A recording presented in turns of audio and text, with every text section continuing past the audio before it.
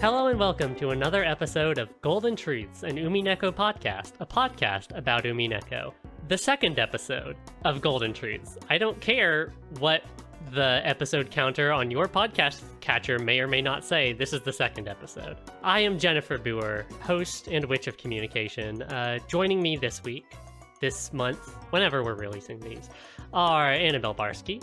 Hi. Isabelle Boyer. Hi, everyone calls me Izzy. And Matthew Winter. Hey. We are absent one Grace Hobson this time, but our conversations will still be graced with her presence. How do we feel about that one? Did you really hear that? Great, it sounds like. Hey, yeah, I heard start you. Working on this fucking episode. Wait, Did you hear that what's it's wrong? Goofing around. This is the part Jenn. of the episode Jenn. where we all like just kind of vibe out for a little bit to bring the listener into our world before we kick Jenn, things I off. want you to be proud of me. I didn't plug my Twitch this time. You mean the your Twitch Twitch plugin? Izzy time stream? The plug is at the end. We all know this. Yeah, this is not the time to mention twitch.tv/Izzy time stream. Motherfuckers. Well, it sounds like everyone's feeling very lively today, so we will go ahead and get right into our discussion. Happy Chow, Mario Day. whoosh, wow, boom. There's a transition happening now, probably. I probably didn't just leave that in. No, we gotta leave that in.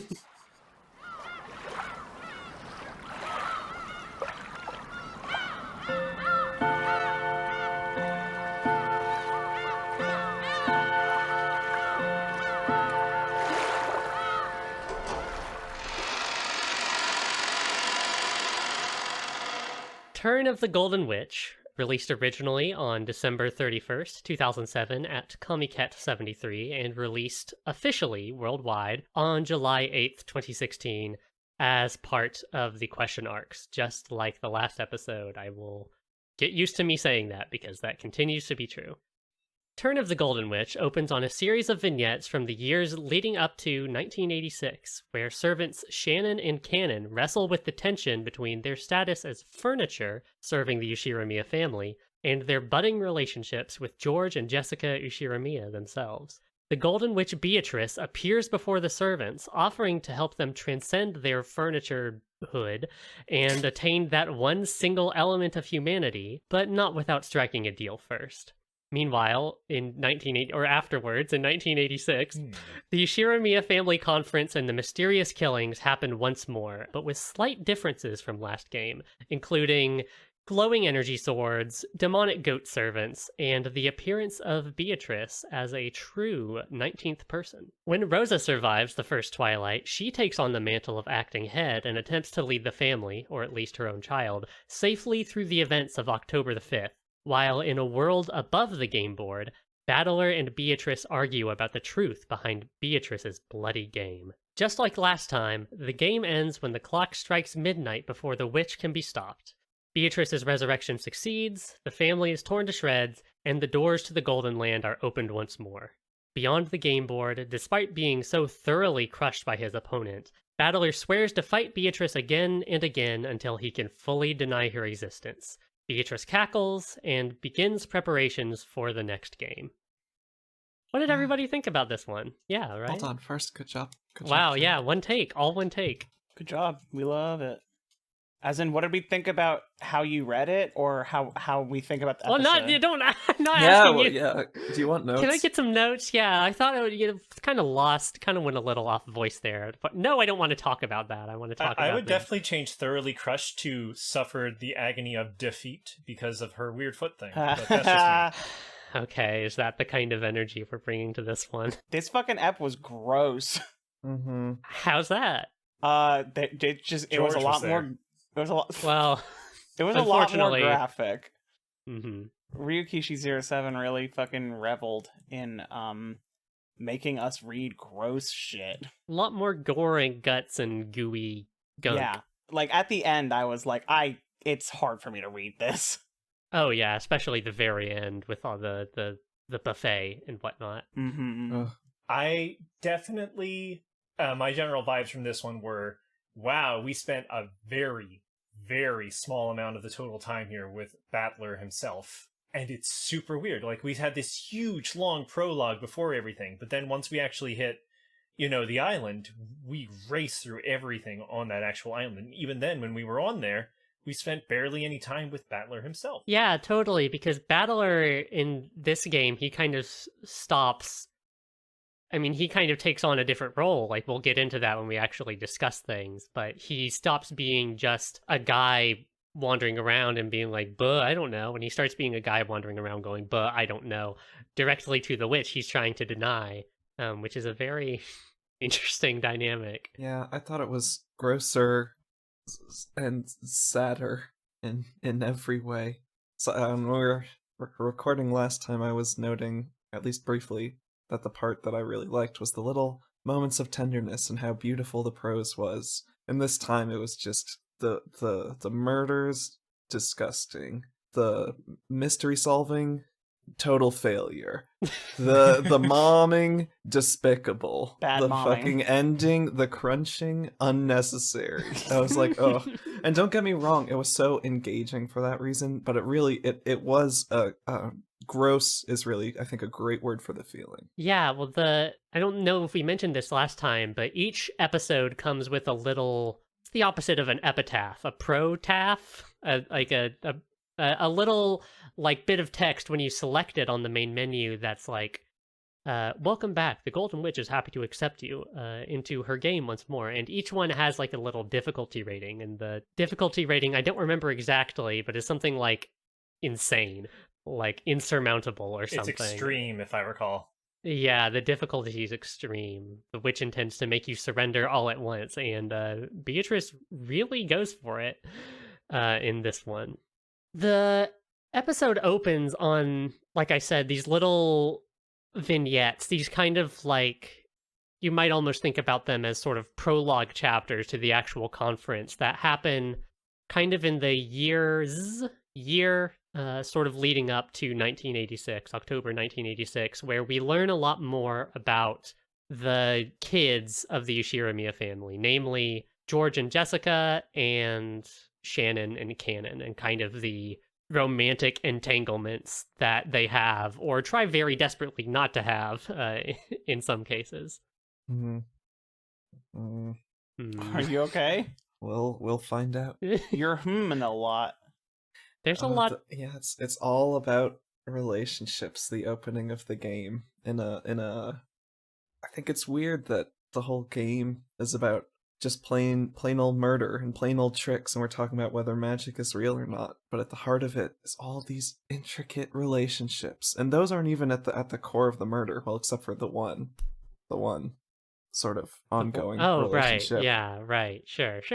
Well, it's interesting because it's not just, I mean, the theme of relationships, I mean, is throughout all of it, but especially this game, with Rosa, who we will get to. We'll have a whole fucking jam session about Rosa in this game. But yeah, relationships are so present through all of this, the way characters. So the episode opens on a date between Shannon and George, wearing some of the worst clothing that anyone has ever worn. Shannon, I love you, girl, but what is this brown frilly? What is the hat? It's so very much, ma'am. It is my favorite kind of art where the person who made the visual novel went, I'm not redrawing her fucking hair. We're making a hat bigger than her hair.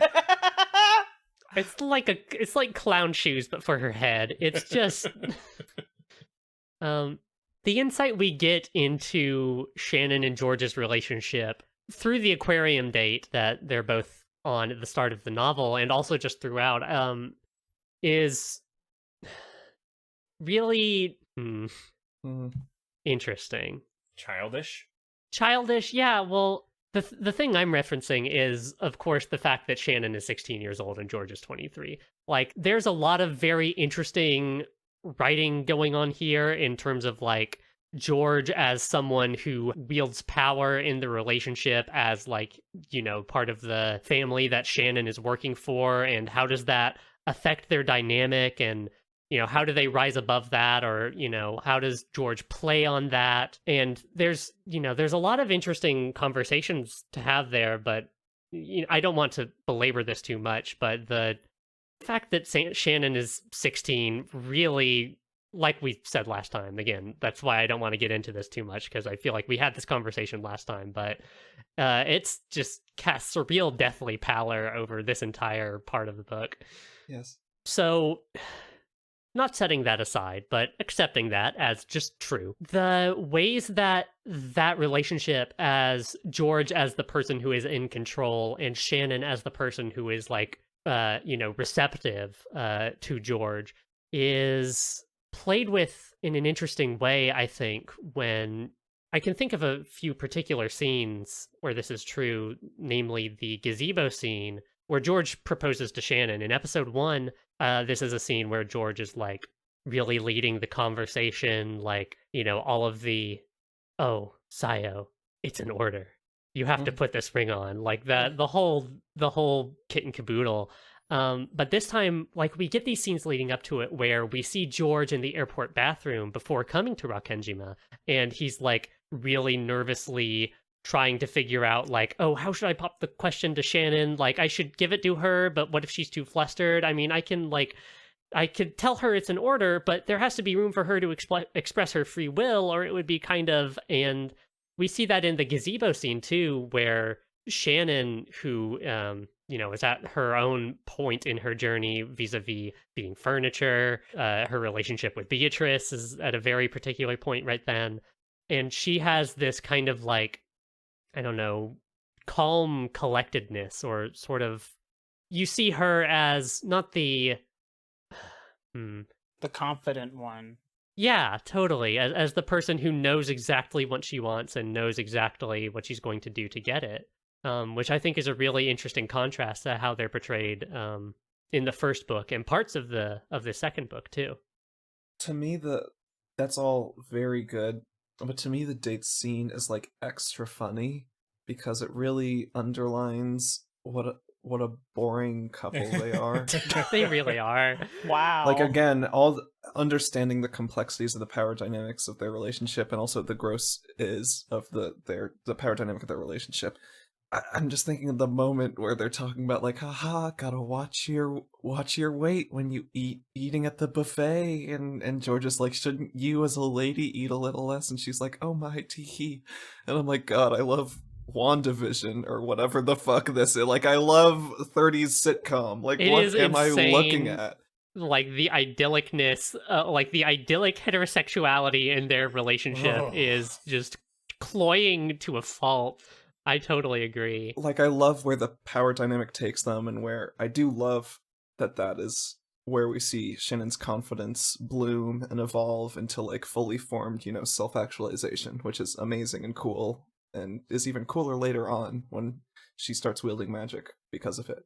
But, like, couldn't you have made the thing that makes her, like, so excited and in love a little more believable? Is that what she's so excited about? Is that like it? It felt like George wanted somebody to fit a specific mold for a family, and was like, Shannon seems to be chill with this. Well, I think the thing that we get is that Shannon is also looking for someone to fit a particular mold for what she wants, which is, again, that kind of family, like, very family-oriented, like, maybe not man's man, but the cloying heterosexuality is really the only word I can come up with for the dynamic, like, the kind of interpersonal, like, relationship dynamic between these two, because it really is... George talks about, like, oh, I want to grow old and, see my kids and my grandkids running around on my porch, and I want to hold my wife's hand right next to her. I'm going into the Kansai, that's Hideyoshi, but it's just, it's ridiculous. It's ridiculous. But there is a reciprocity to the relationship. I truly don't think that it is just Shannon going along with what George wants. I think it is just, and then this can go up to a higher level where we talk about the writing, where Ryukishi has written, like, the most het couple in the world. Mm-hmm. But there's the George gets a bad rap, and he should, because he sucks. But I truly don't think that Ryukishi is, at least purposefully, writing him as some sort of predator. No. Shannon is frickin' swept off her feet by the dude in the frickin' sleeveless ass, whatever, dog tags t-shirt, telling her to not eat too much salad at the aquarium he bar. opens his he's like, boy, I'd love to eat maw. this shark. And she's like, oh god, I can't not marry him. I can't not fuck him. Oh, we should not. I was, I did my best. We should not be remiss how when Shannon goes to. So this part of the book happens from a first-person perspective from George, and so when Shannon goes to feed George like the cake or whatever it is, oh my god. Like, her JPEG, the JPEG of her sprite blows up and like fills the entire screen so that you see like her chin and her tits, and it's like, oh, here comes the choo-choo train. Hang on. I'm insane. stealing this train out from under you so I can continue along as you tell the story of George opening his horrible maw to do something besides talking.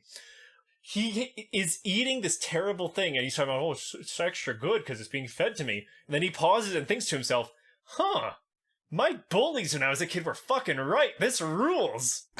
Yeah. Well. Yep. Yeah. Oh, you're yeah, right. I mean, that's right. He did do that. He was like, I understand what the bullies were thinking now. Now I am he in the totally one in does control. do that. Oh my god, I forgot. I don't be mistaken that when I say I don't think George is written as a predator, I do think that Ryukishi, as I think a pretty competent writer who understands the existence of interpersonal power dynamics, I think he knows that this is some, at bare minimum, slightly fraught territory. And I think he is interested in like kind of getting at that as the series goes on. Yeah, George sucks. George is such a freak. George is George. George is simply Every George. day I look into the mirror and ask myself, am I becoming more like George by doing what I'm doing in my life? And then I try to do the opposite of that.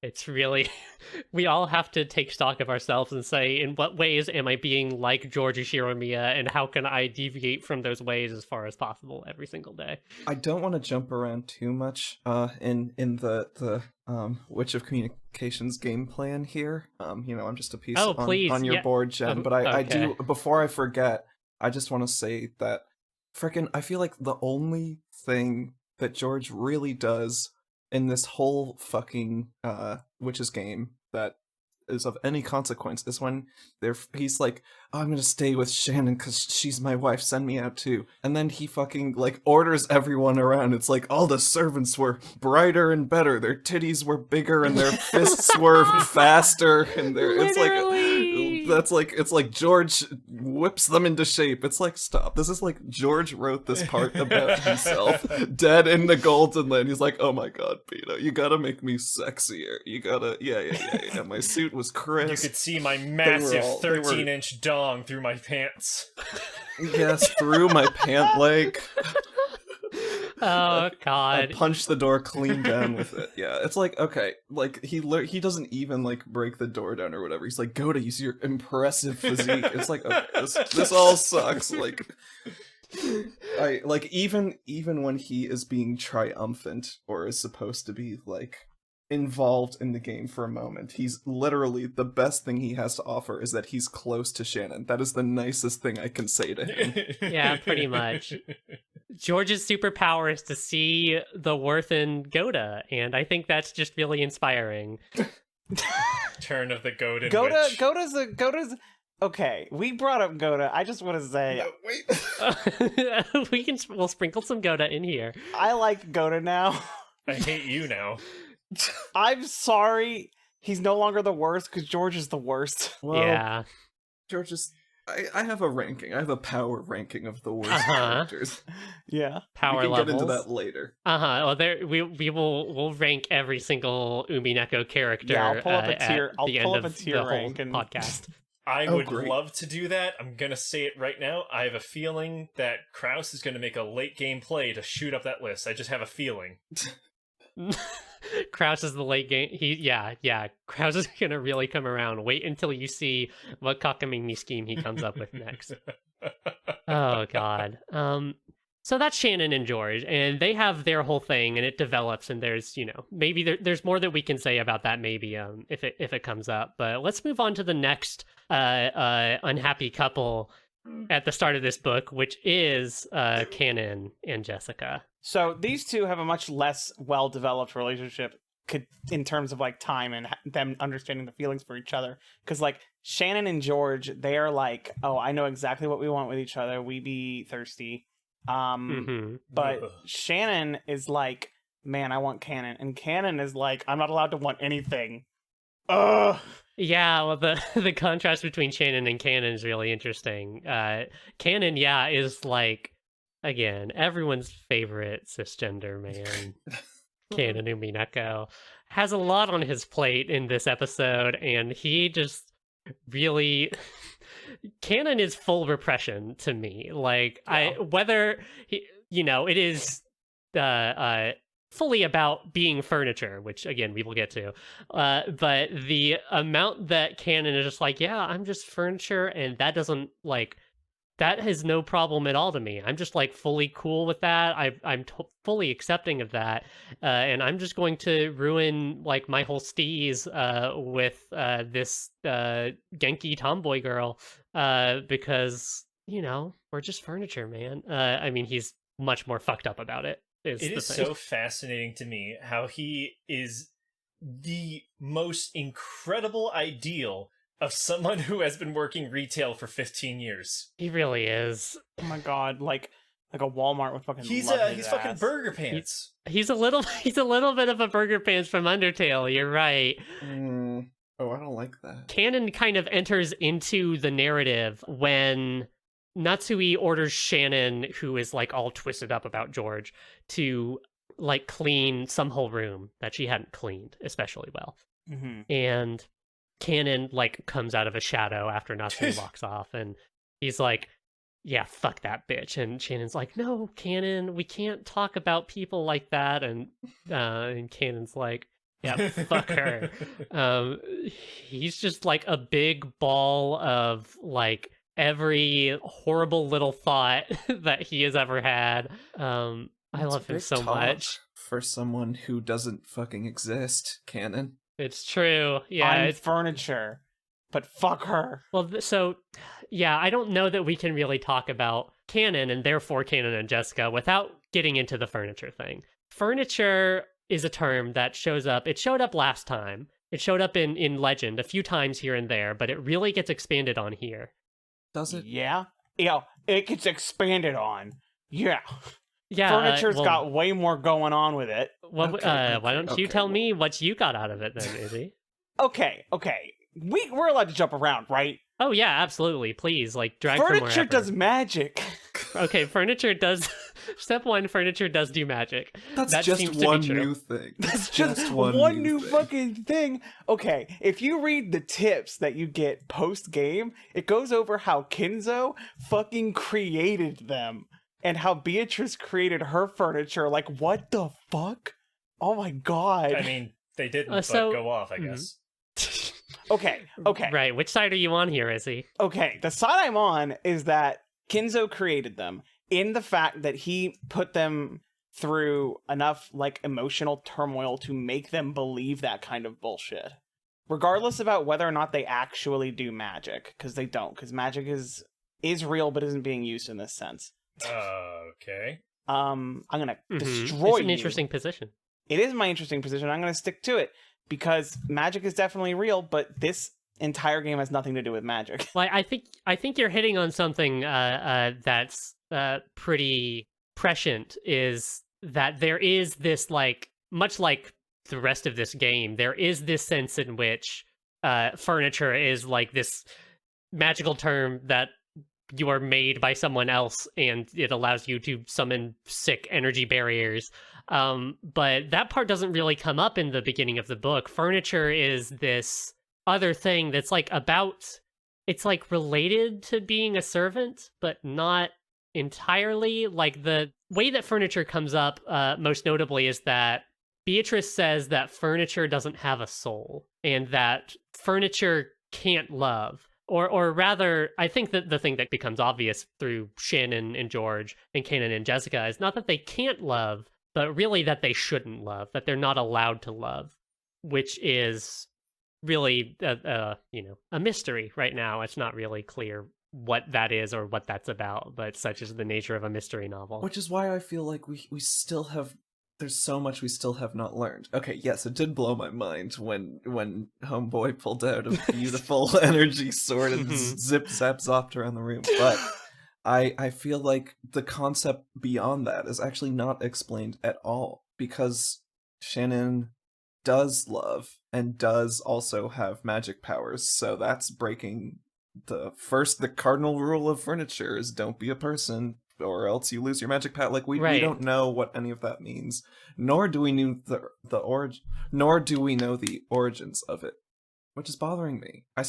This is such a huge question for me, because this is like half of what's going on. Half of it is Beatrice's magic universe, where she summons goat people and titty demons to do her bidding and calls them furniture, and they respond to her because they're furniture, and they have sick magic powers because they're furniture, and depending on how furniture they are, TM, they are stronger. The titty demons are stronger than the goats. Why is that? We don't know. And the other half is these servants at this shitty rich people house who actually are the sickest people in the whole house. Like what? Like, for that being the crux of this story, we don't know anything about it.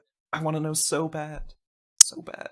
Yeah, like, we have all of these, like, facts or maybe assumptions, like, to just put it into an even vaguer realm of truth, that, like, to be furniture is not to be human, is to be not human. To be furniture is to not be a human. To be furniture is to be incapable of love or not allowed to love. To be furniture is to not have a soul, whatever that means. Souls exist here. There's whatever being furniture is, the way it ends up mattering is it affects Kanon and Shannon's ability.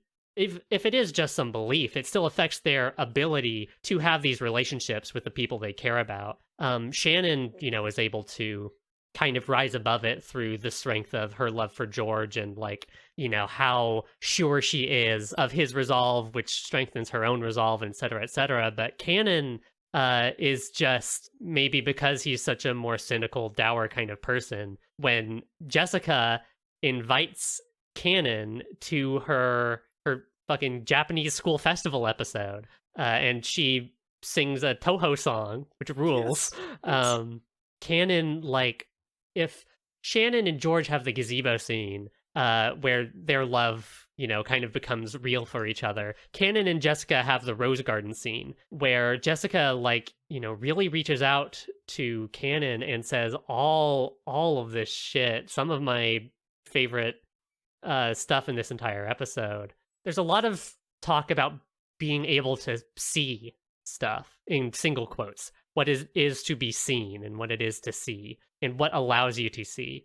When Kanon is at the school festival and he's watching Jessica up on stage, basically he says, is this something that I could not see on Rakenjima? Is this a part of Jessica?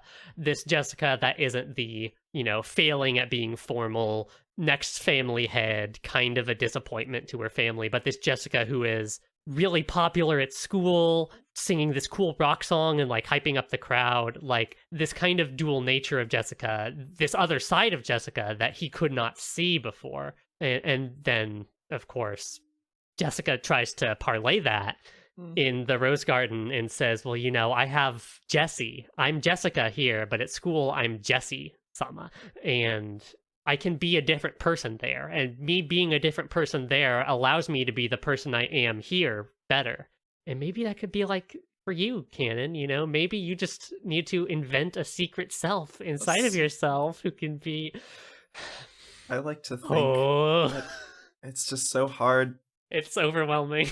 So hard to see Kanon pulling so tightly on the drawstrings of her hoodie. That is... For real? Okay, yes. We talked about Shannon and George's outfit. Jessica doesn't get a new outfit, but Kanon does, and it is the most, like, do not look at any part of my body. I'm no one. I am wearing a big black paper bag, so no one can see me. It's Sasuke. Can I correct you for a second? He is Sasuke, isn't he? Jessica does get a new outfit, though. Does she? Oh yeah, right, in the CG, and because like she's Reimu. Or Marissa. I thought she was Marissa. Yeah, she's I don't fucking know Toho's. Well, I don't either. You said that with such confidence. Yeah, that's because I wanted to sound cool. Anyway, so Jessie puts her hand on Kanon and says, "I wish that you were Jessie's girl," and we continued on. It literally, and whether Ryukishi knows he wrote it or not, this is a scene that is very near and dear to my heart as a trans woman. It's and then poor Kanon, as anyone would, comes and goes, actually, you need to learn about the local flightless ducks. Kanon just represses further and starts listing off duck facts. It's like, if you're a swan who can fly anywhere she wants, I'm just a duck. I'm like a lame duck. I can't even fly. And Jessica's like, what the fuck are you talking about? And they have a big fucking fight, and it all falls apart, and it's very sad. Where did Kanon learn about ducks? Where did Kanon learn about ducks? Well, maybe over at Fukuin they had like a duck picture book, and that's the only thing Kanon ever read. The Ugly Duckling Who Also Sucked. Yeah. A book for Kanon. A book for and about Kanon. Well, this, to dial in a little closer, this is something that came up in the first episode around Maria, but this is something that's continuing to come up here around Kanon and Jessica specifically, but I think we see it through all of the major characters this time. This idea of there's the presentational self, there's the self that you show to the world, and there's the self that you are in particular spaces, and then there's another self. There's the hidden self, or the self that allows you to be that other self, the secondary self. I'm not really sure. I'm trying to avoid saying the false self and the true self, which I think is how the story positions it, but I'm trying to find some other language. But we see this, Shannon has her two sides, George has his two sides, Jessica and Kanon, obviously, well, Kanon, he tries not to have another side, and that's part of his whole undoing. A lot in this book that's about who are you around which people. Even with Battler, we get a little taste of that, where it's like, he is putting out the persona of, I'm going to deny you, I am a boisterous, ridiculous asshole, and that's what I am, and that's how I like to be. But then when you get down to the core of who he is and why he's like that, it's because he doesn't want to believe that anyone that he cares about is a bad person. And because he holds that belief so unshakably, that's why he can be so boisterous and loud. Battler's so good. Battler is so good. Battler is so sad Battler in this episode. slept through half of the fucking episode. I fucking knew that I was going to be the only one of us to be a fucking Battler stan. I'm going to kick your all's asses. Are you that's kidding not me? true. I love Battler. I was assigned Battler in the last episode, so I have to keep saying he's cool. Battler would call himself cool. Battler thinks he's the coolest guy, or well, he tries to tell everyone that he's the coolest guy ever. I feel like he's, despite how much of a dumbass he is, and he is a dumbass. Like you say, Matt, there is that very earnest and very direct and very pure core of him that allows him to be this person that he is. And so like I said last time, I think that theme of the hidden self is really potent when you put it into a mystery story or something, again, that purports, that dresses itself up as a mystery story and is clearly, in some respect, a mystery story. It's very interesting. And it is difficult to talk about right now because we're only 2 books in. I have so much to talk about that you're just going to have to kind of go, yep. That's the experience. Oh, God. The last thing before we get to the other kind of major sphere of this story, I want to talk a little bit about the relationship between Shannon and Kanon and what's this? Beatrice? She's real. Beatrice. Yay. Okay. Beatrice... Even before the meetup, she's real. Mm-hmm. Beatrice shows up all the way through these scenes with George and Jessica, with Shannon and Kanon, I should say, who are really the primary parts of these scenes. Beatrice is the person who allows Kanon, and by extension, who allows Shannon. God, these 2 fucking motherfuckers and their stupid fucking names. I wonder if there's a reason for that. Nah. There's also that third one that we hear a little bit about, like Lan. Yeah, Lunon. It comes up very quickly. Well, they're both from the same orphanage. They have the same name. It's a whole. There are other people with the on character. We've said all that before. But Beatrice, one, exists and talks to Shannon and Kanon all the way through the lead up to the actual day of October the 4th, and is the person responsible, or so she claims, for Shannon and by extension Kanon to have these relationships that they have with their or don't have in Kanon's case again, their respective partners. When she gives Shannon this magic brooch, shaped like a golden butterfly, of course, because Beatrice is nothing if not conceited, which holds a certain magical power, and Shannon is very adamant about this to George during that first aquarium date, that it is real magic that brought them together. We get to see so much of Beatrice in this starting section. A lot of it is, to go back to the language of the presentational and the hidden self, a lot of it is this like very refined, ladylike, the witch of the portrait, the Ushiramiya family alchemist who enjoys the finer things in life and speaks with a lot of flourish and so on and so forth. And the other Beatrice likes to eat cookie. The other Beatrice loves to eat cookie. Shannon takes Beatrice on a little picnic on the beach of Rakenjima as like payback for what she's done for her, and brings her cookies, and this stupid fucking line where Beatrice is like, a cookie made from wheat flour, a Japanese favorite, but wrapped in Western chocolate. Truly, this is the height of the Silk Road of confection. And it's like, bitch, what are you saying? And Shannon laughs at her.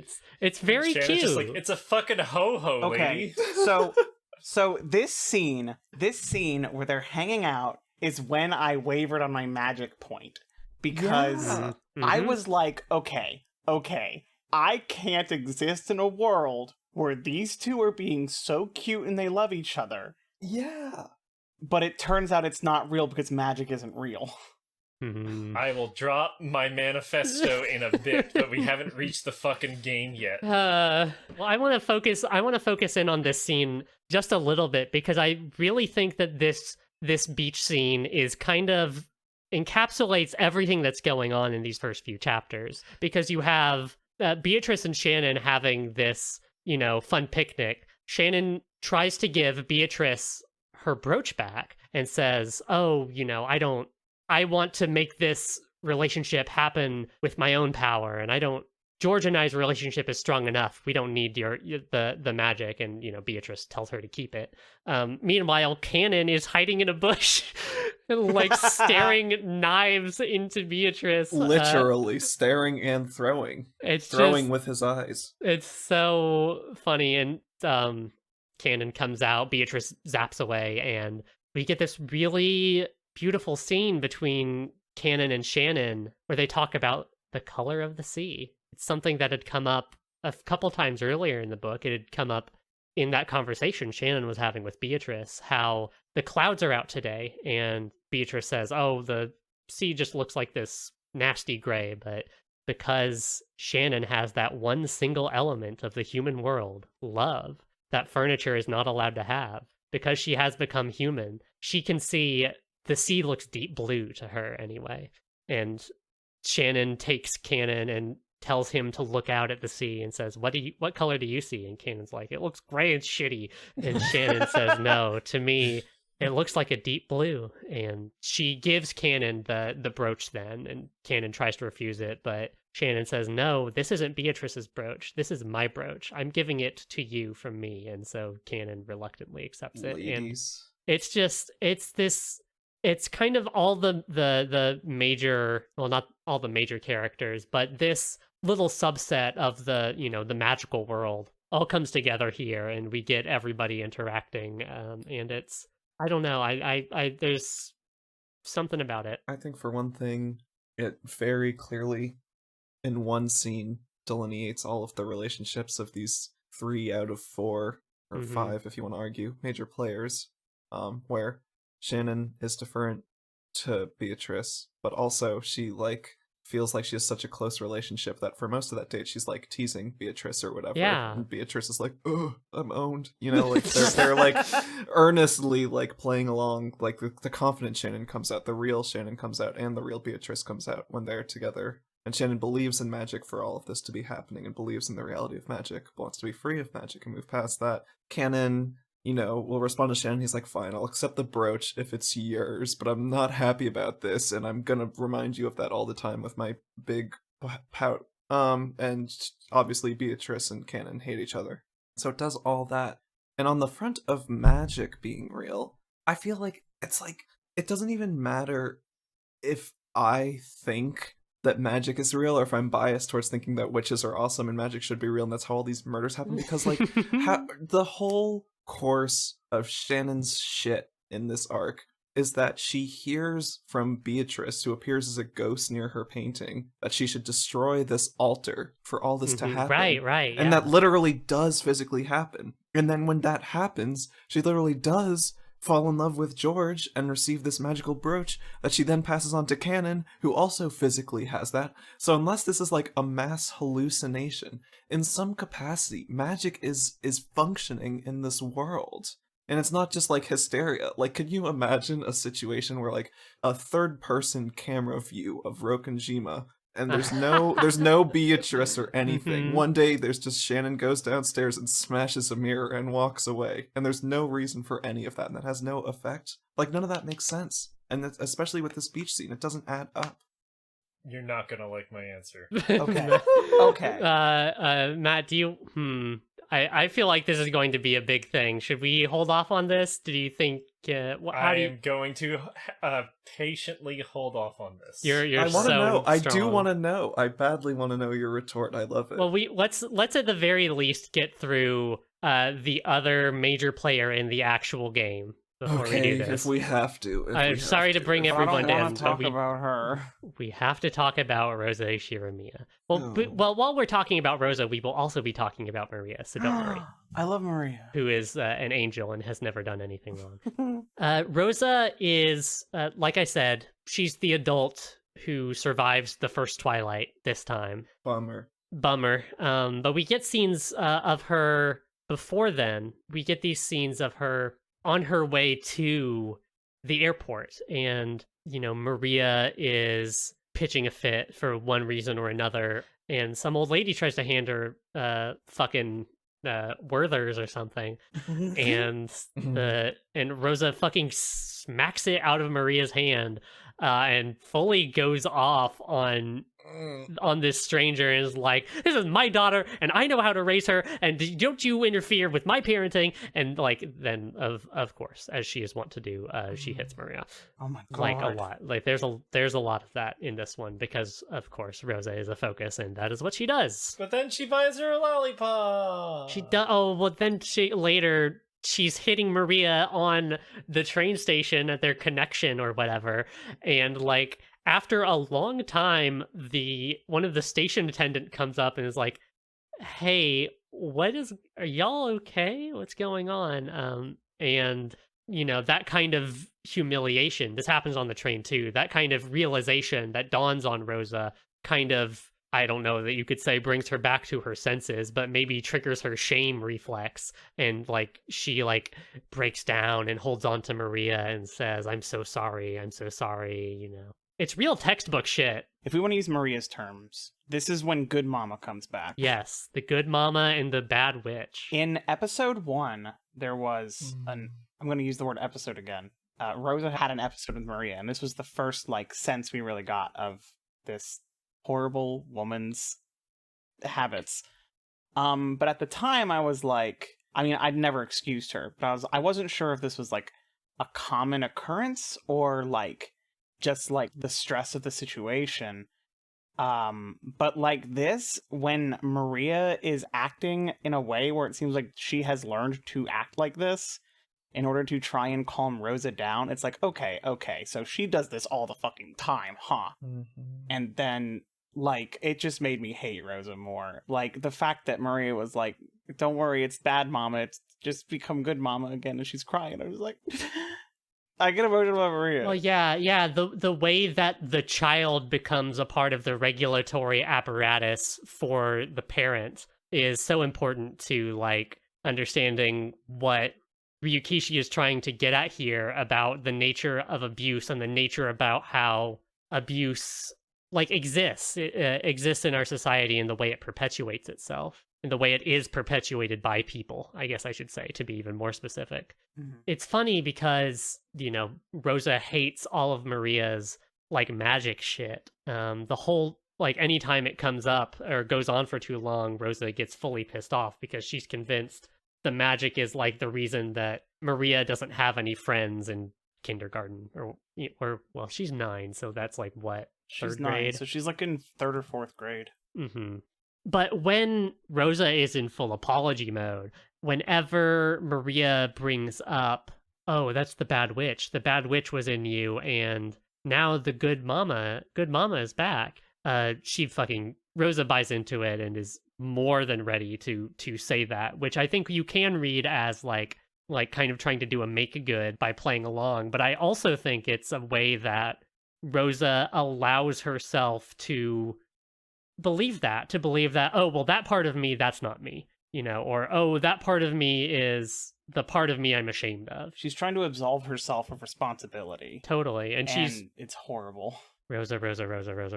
There, mama. It's okay that you just beat the shit out of me. It's just A daughter wants her mother. There's no helping that. I got a kid, and I gotta tell you guys, there's a whole nother level to fucking hating Rosa. There And must that's be. when you can't even begin to understand, like, my kid has a meltdown. Like, it happens. People want things. He doesn't understand the reasons why he can't. He doesn't know what the fuck a capitalism is. Mm-hmm. And God bless him. Yeah, and even when he is having a meltdown, like, what am I going to do? Yell over him? That's not going to help anyone. The best I can do is remove him from the situation, sit him down, talk to him, engage with him. Like, the one thing she does that's, like, on the good parenting book is removing themselves from there to go get the candy, because that's what the kid really wants. You're fucking loaded. Go get your kid a fucking lollipop. For real.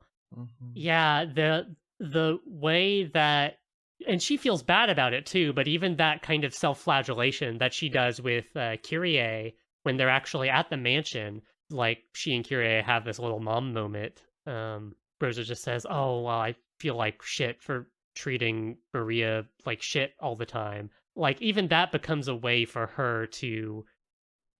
Does anyone else have a take on this?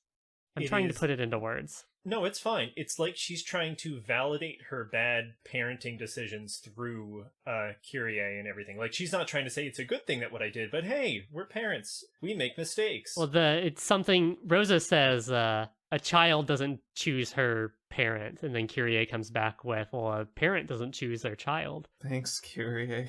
Thanks, Kyrie. Wow, she turned that whole I chessboard hate around. to see a girl boss winning. Well, her line after that is, this isn't a matter of assigning blame. Isn't it enough that you take your time and watch over her as she grows conscious of the fact that you'll be living together? Really lowered Kyrie in my esteem. What the fuck are you talking about, ma'am? Is Battler, are you okay? I think Kyrie, go ahead, Izzy. Battler doesn't think of Kyrie as a mom in any way whatsoever. That's true. Battler literally left because Kyrie became his mom. Battler's fine. Try to be on Kyrie's side, not Rosa's side, but to try to be on Kyrie's side, she's talking to Rosa specifically and trying to, she's trying to be nice to her, to give her a gentle version of praise, to hope that maybe she treats her daughter better. Yeah, well, Kyrie is not stupid. It comes up through Rosa holds Maria back and the other parents go on while they're in the rose garden, and Rosa fucking hits her and tells Maria to stay in the rose garden and all of that shit. Steps on her fucking lollipop Steps on her that cool, she bought her special literally. Thing. It's literally Maria's clutching it as proof of the good mama. It's just wretched. But then she comes back and everyone's like, "Oh, hey, where were you? Where's Maria?" And Rosa mutters some bullshit. Yeah, she comes up with some lie, and Kyrie, character trait of being smart, definitely keys into that. And I think that Kyrie is trying to... What do you do in a situation like that, where you see, a parent pretty plainly abusing their child? How do you step in and solve that? It's easy to say, well, get the kid out of there, but, really, realistically... Well, there's that. The only way to solve it is to kill the abuser. Well, that's an interesting idea. Congratulations on the murder mystery, everybody. I did it. God, well, this is something that came up in Ryukishi's last series, Higurashi no Naku Koroni. There was 2 whole books about how one of the main characters, who was basically an elementary schooler, was in a very abusive situation with her uncle. And there's a very long, protracted sequence, very obviously informed by Ryukishi's background as a social worker, where, like, the characters try to brainstorm, well, how do we get her out of there? Well, we can't just take her because the uncle is the legal guardian, and, like, we can go to Child Protective Services, but they're all wait and see about it. And what if bringing it up with Rosa results in worse treatment for Maria? You know, like, how do you kind of try to talk to Rosa, but talk around her ego or her lack of ego in such a way that you're actually able to get through to her? It's a very thorny situation. Oh, and just because we already said full spoilers in the first episode for Higurashi, Izzy, I will happily tell you that the solution they come up with in at least one run of those 2 Higurashi books is they use the murdering method. They absolutely murder him. I mean, it goes a little sideways, but the murder happens pretty much without a hitch. The murder isn't the problem in that one. Yeah. No, the he dies, no one killed cares, him. and everyone in the town covers it up, and they're like, great. Literally everyone comes together to help this kid get away with a murder, and he's just like he's got brainworms. He's got literal brainworms. No, he doesn't. He does not have the brainworms in that one. Wait. He is totally sane and fine. It's I have a this question. kid who's being abused who has the brainworms. Higurashi's fucked up. Is the main question in Higurashi whether or not brainworms are real? Yes. Our Higurashi series will come after our Umineko one. We can't spend too much time. Oh god. Yeah, we're doing our books in machete order, so we're just gonna go in the order that's best to enjoy them in. Yeah, totally. Chronological order, God. So at the end of the book, Rosa is one of the only people who survives. It's noted in the witch's game record that she's the only one who denies the witch. And she has this scene with Beatrice where she's in, we can assume, Purgatorio, which is where the tea party for episode 1 took place. And they basically have a kind of fucked up therapy sesh where Rosa remembers back to her life as a kid where she was abused horribly by all of her older siblings. And her dad. And like, there's clearly something going on here in terms of the cycle of abuse all throughout the book. Like, there are these little drops of, like, the adult siblings referencing how much Kinzo fucking absolutely whipped their asses. There's something happening here about the nature of how abuse takes hold in a family, like, and how deep the roots are. It's not as simple as Rosa abuses Maria because she's a bad person, but it is also Rosa has all of this trauma that she has unresolved and has no idea how to deal with, so she just vents it all out onto her kid. And Kinzo, like, we don't know what kind of trauma Kinzo had, but he just vented all of his anger out onto his kids, and the rot so deep inside of the Ishiramiya family. It goes all the way to the freaking end of the witch's game in this one. I mean, until the end of her life, she's rotten to the core, I guess is the most succinct way to put it. Rosa is. Yeah. Because even as we reach the end, which, jumping around again, as we reach the end, and there's goat people and everyone frickin' else is dead, Rosa has claimed out loud, which is sort of a very cool and beautiful line. It's a shame it's not fucking true. She says, "I would become the worst kind of demon to save Maria." And then she just has a fucking doom level? Okay. She does have a doom level. Yeah, but she sucks at it, and then she's like, well, I can either carry the BFG or I can carry my daughter. Yeah, and I can carry my single ingot of gold or my living human daughter. Yeah, big fucking gold. And she tries to choose both, and it just doesn't work. It's a very heavy-handed metaphor, but sometimes you just gotta take your audience over the head with the message and just fucking get them with it. Yeah. Then her Lego leg pops off and she can't run anymore, so... Well, this is where One, we get one more very cool line from Rosa where she points the gun at a goat's head and says, "I will show you how lukewarm the hell you came from is." And she fucking shoots her, and that's really cool. But we get this line from Maria that, going back to all the talk of selves and hidden selves and true selves and false selves, Maria fucking like sends it all home when she looks at Rosa as they are both being closed in on by these horrible goats. There is only one mama. There is no good mama. There is no bad mama. There's just Rosa. Maria, that's the thing that we kind of find out in that moment, is that Maria talks about the good witch and the bad witch, but Maria knows that it's all just her mom too. And that the people are ultimately like these contradictory selves, or these selves that bemoan the horrible choices they make and then continue to do them. I don't know. Rosa. You said it all very beautifully, Jen. I'm here with my head in my hands, staring at my desk. I'm like, oh wait, this isn't a visual medium. How do I communicate that? Yeah, thank you for. On the subject of Rosa, Mm-hmm. Yeah. Rosa, we get a lot of information about Rosa, but we also see, because she is the adult, her story foils Natsuki's from last. Oh yeah. And it's not just from the superficial. They have very similar lines too. Yeah, totally. The thing about the becoming a demon, that was straight from Natsui's lips last time. Natsuki said it in episode 1 after she kicked out everyone from half of the people from Kinzo's study, and told Jessica, "I would become a demon to protect you and my children, and these other people also count as my kids, so I'm going to protect them." And Jessica confronts her and says, "Hey, but what if I was over there and I was by the letter? Would you do the same thing then?" And Natsuki struggled to answer that question.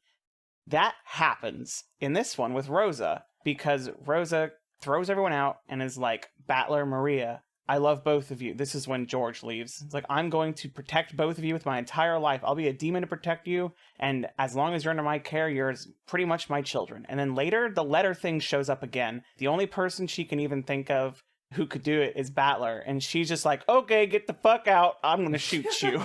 Well, Battler or Maria maybe could have done it. Nope, she said Maria was on the other side right, of the room. sure. So yeah, Battler, I have determined you are a wolf.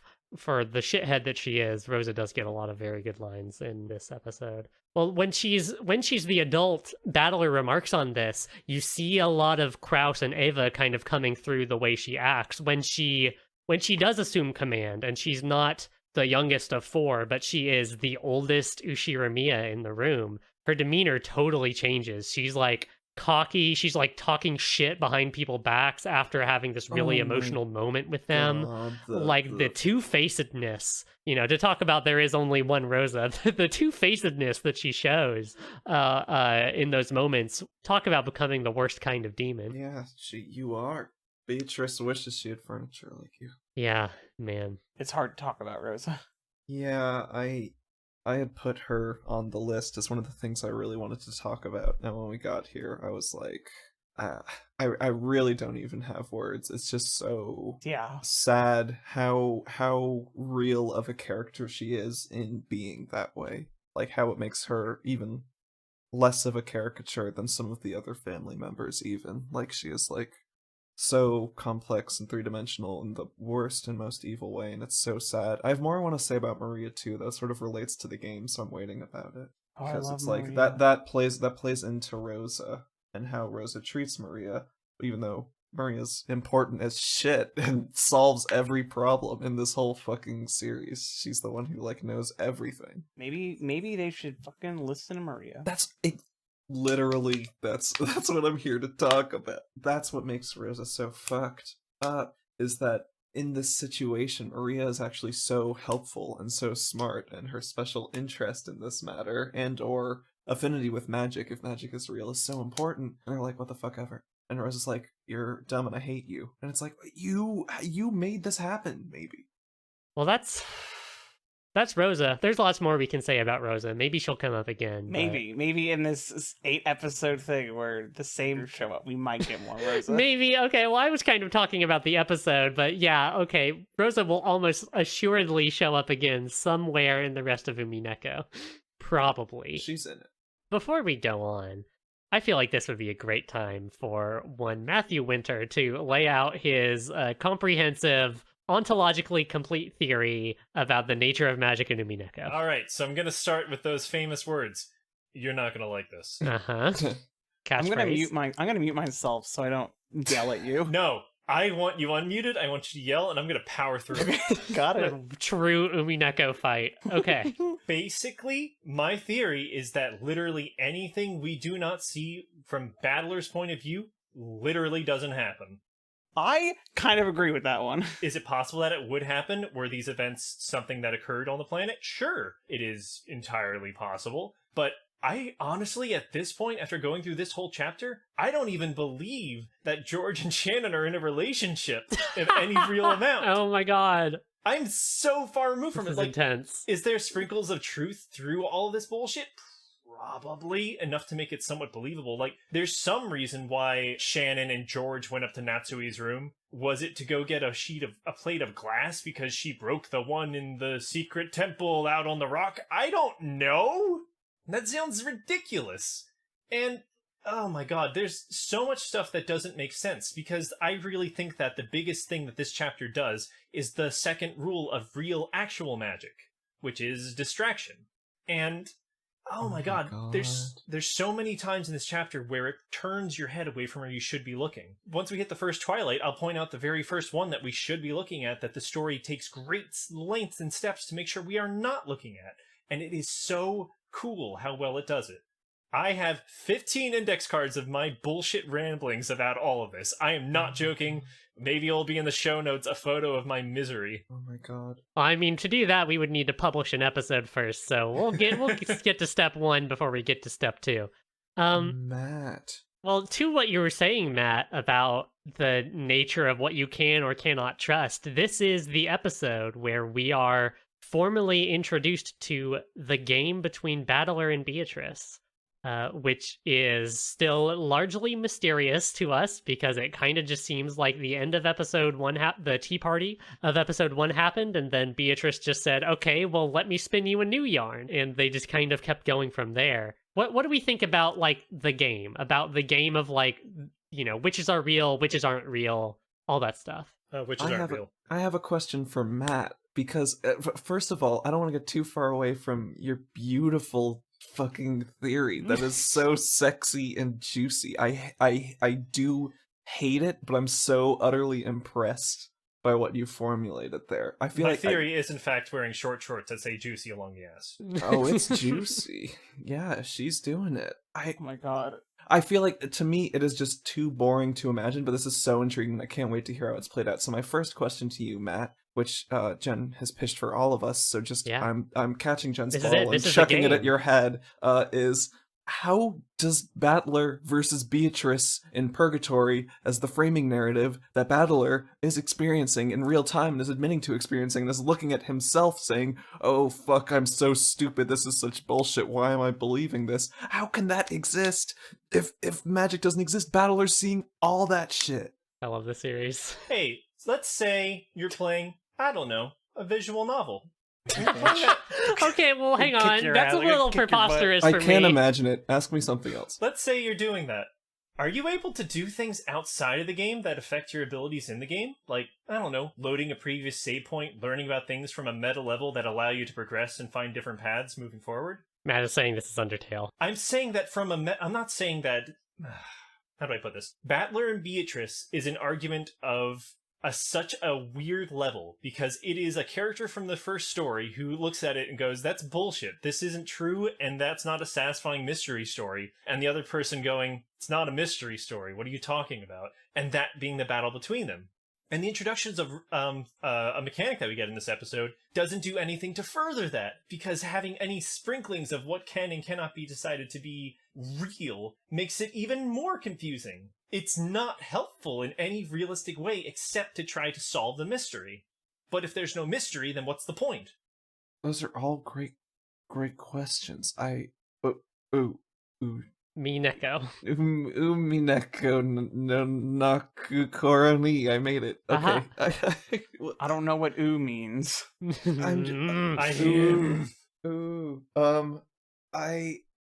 whatever.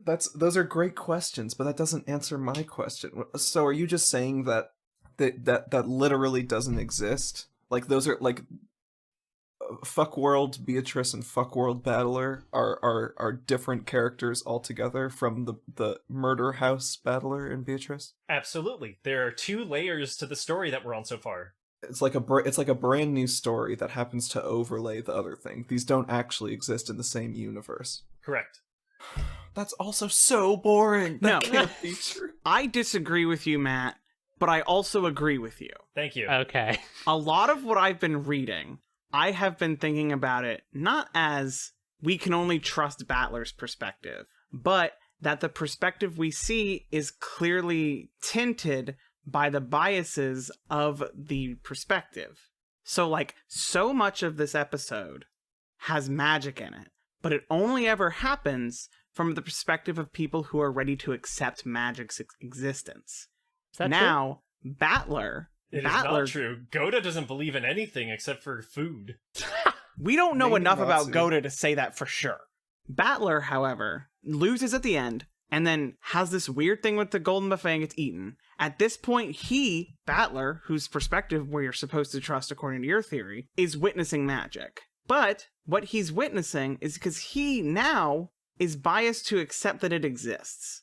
Magic only exists in the eyes of those who believe it, and that's kind of like what they're going for. And so the Battler that's in the tea party room with Beatrice currently is in the mindset to believe that magic is existing, even though he's trying to refuse it. But because of the type of person he is, he can't refuse it until he can for sure refuse it. So his mind still thinks, oh, magic could be real, even if he won't admit it. And that's why he can still perceive all of this magic that's going on around him. But at the end of the game, the moment he's like, oh no, this is impossible, it will all shatter. Battler pops out of existence and the game instant closes. Yes. Well, it's like the relationship between the real and the meta, if you will, world is kind of not entirely clear, because we have this battler on the game board who turns over and falls asleep on the couch because he says it isn't his turn yet. So Which do is the an insane pieces thing know? for a real person to say. Which is a thing in normal... Like, Beatrice on the game board talks about how she is going to be entertaining witches from very far away, which we know, as people who have read the first episode, is referring to Burncastle and new edition in this one, Lambda Delta. Kinzo even makes some kind of references to how will this game go, which could be maybe a reference to a game between him and Beatrice that happened in the past, or is it talking about the nature of this sort of weird time loop that they're trapped in? It's not entirely fully sorted in the text, at least, what exactly the relationship is. So I'm very interested in hearing these different interpretations. Okay, I don't want to keep us going into the game too long, but I do have one more question, Matt. If all of this is hashtag just a dream, then what purpose does going through, 7 or so fake stories before you get to the real story serve? Because Beatrice hasn't won yet. But what does it matter if Beatrice wins if she doesn't exist? Because that's the whole point of the story. Does magic exist? Does this person really exist? That's the goal of... she beats Battler into the ground in this episode. She gets her complete and total victory by the end of it. But that's not how she wins. Otherwise, it would be over. The story would be over. She is not trying to win over Battler. She is trying to go for something grander than that. I don't know what it is exactly, but... that's why we have the story continue on from here on. Like, Burncastle straight up goes, oh, hey, yeah, Beatrice is heading over there to go torture some ladies to get Battler to keep playing her game, so... Mm-hmm. Okay, but then what, for us as little Sherlocks, as Detective Conans, little Poirot's over here. Yeah. What purpose do the games serve us? If this is all hallucination, Beatrice mind trick, don't want the death sticks hooey, then what do we get out of episode 2 of Umineko, where half of it is bullshit? Is it literally just a billion words of smoke and mirrors, or is there something to be taken from that? That is exactly what I think it is a billion words of smoke and mirrors to Holy point your eyes away freaking- from where they should go. Oh my god, So but you're not saying answering the question. Okay, so you're okay. Well, let's go ahead. We're gonna get into the Twilights very quick here. I do want to make note of a couple new developments in terms of the game. Last time we got this move known as chessboard thinking from Kyrie, and Battler used it a couple times to kind of middling effect at best. Here we get a couple of a few more moves available to both the human and the witch's side. One is I think we talked about this, but it shows up again here. The concept of a devil's proof, that you can't prove the devil doesn't exist. For instance, you can't say for sure that there's no 19th person on the island because you can't look at every single point on the island simultaneously to determine that there is no 19th person. That came up earlier, but we also get these new moves. Rosa and Maria talk about the wolves and sheep puzzle, where it's a classic logic game. If you've ever played Professor Layton, you've definitely solved at least 5 or 6 of these. Wait, are you telling me it's a fake city on this island? I'm telling you that everyone is a robot, and there's just a big mirror, and there's like some gas. Oh my god, no spoiler. They forgot that the color black exists is still my favorite. I forgot. What? Professor Layton's so stupid. I love it so much. I will not tell you which game because it'll blow your fucking mind, but in one Professor Layton game, the reason that all the magic stuff seems to be happening is because they forgot the color black exists. Oh my god! Video games suck, actually. Wolves and Sheep is about you have 2 wolves and 2 sheep on one side of a river, and you need to get them all onto the other side of the river. But the catch is you only have one boat that can carry 2 things at a time. If the wolves ever outnumber the sheep, the wolves will eat the sheep and you lose. So you need to find a way to move both the wolves and the sheep over to the second bank while, not having the wolves eat the sheep. And this is something that they use in the game to think about, well, who were the sus imposters in the group, and who are the good and upstanding space people to... Oh my god, you're really trying to connect to the youth out there, huh? I'm trying to... The Gen Zs out there, they've got to like Umineko too. And they complicate it because, these are people we're talking about, not just an abstract logic puzzle. So maybe you just need one really strong wolf to overtake like 2 weak sheep. Or maybe even if the wolves and sheep are in perfect balance, maybe the wolves will still eat the sheep. So it's complicated. It's just a way of thinking about who are the collaborators or the culprits and who aren't in any given situation. But more important than that, the single most important development in the game that we get this one is the introduction of the Red Truth. Beatrice and Battler circle around each other during the first Twilight, unable to make any headway because they both deny the basic claims of each other, and Beatrice declares perpetual check. So, Beatrice introduces the rule of the Red Truth, where anything she says in red, because it's text on the screen, so any of the text that she says that comes out in red is true, point blank, and she doesn't need to prove it. It's great. I love the Red Truth. The Red Truth is what makes this, in my mind, is what makes this game really playable in a way that Higurashi kind of wasn't. Like, Higurashi, there's a lot of question about, like, what's real, what isn't. Like, from the perspective of people, are people, like, fucking totally freaking out? Is the reality that we're seeing actually true? But Beatrice circumvents that by just having a thing she can do that just makes it completely provably true for no reason other than that she has said it. And it's great. I love it. We can't trust it.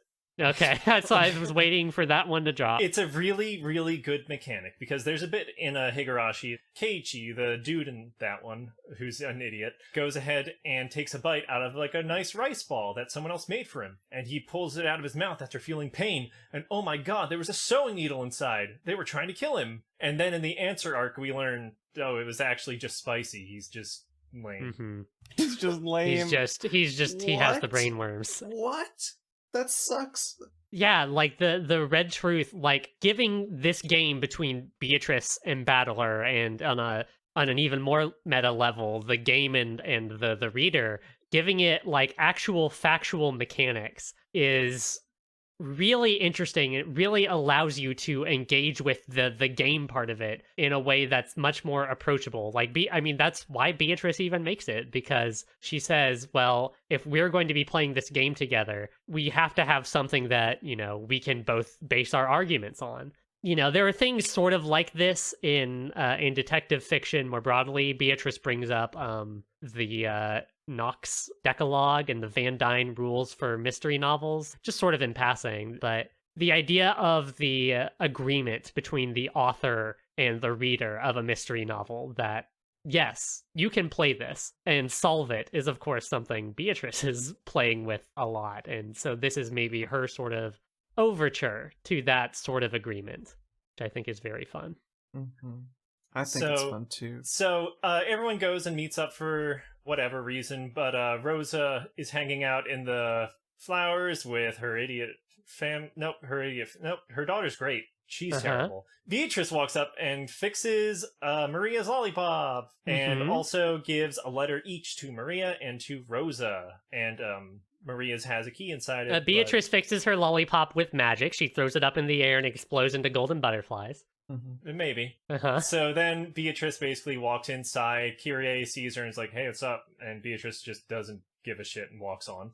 And then she goes back and she's like, hey, I just met some weird girl out in the hallway. She looked like the portrait lady. And you're like, oh, probably Kenzo's secret child. That's fun.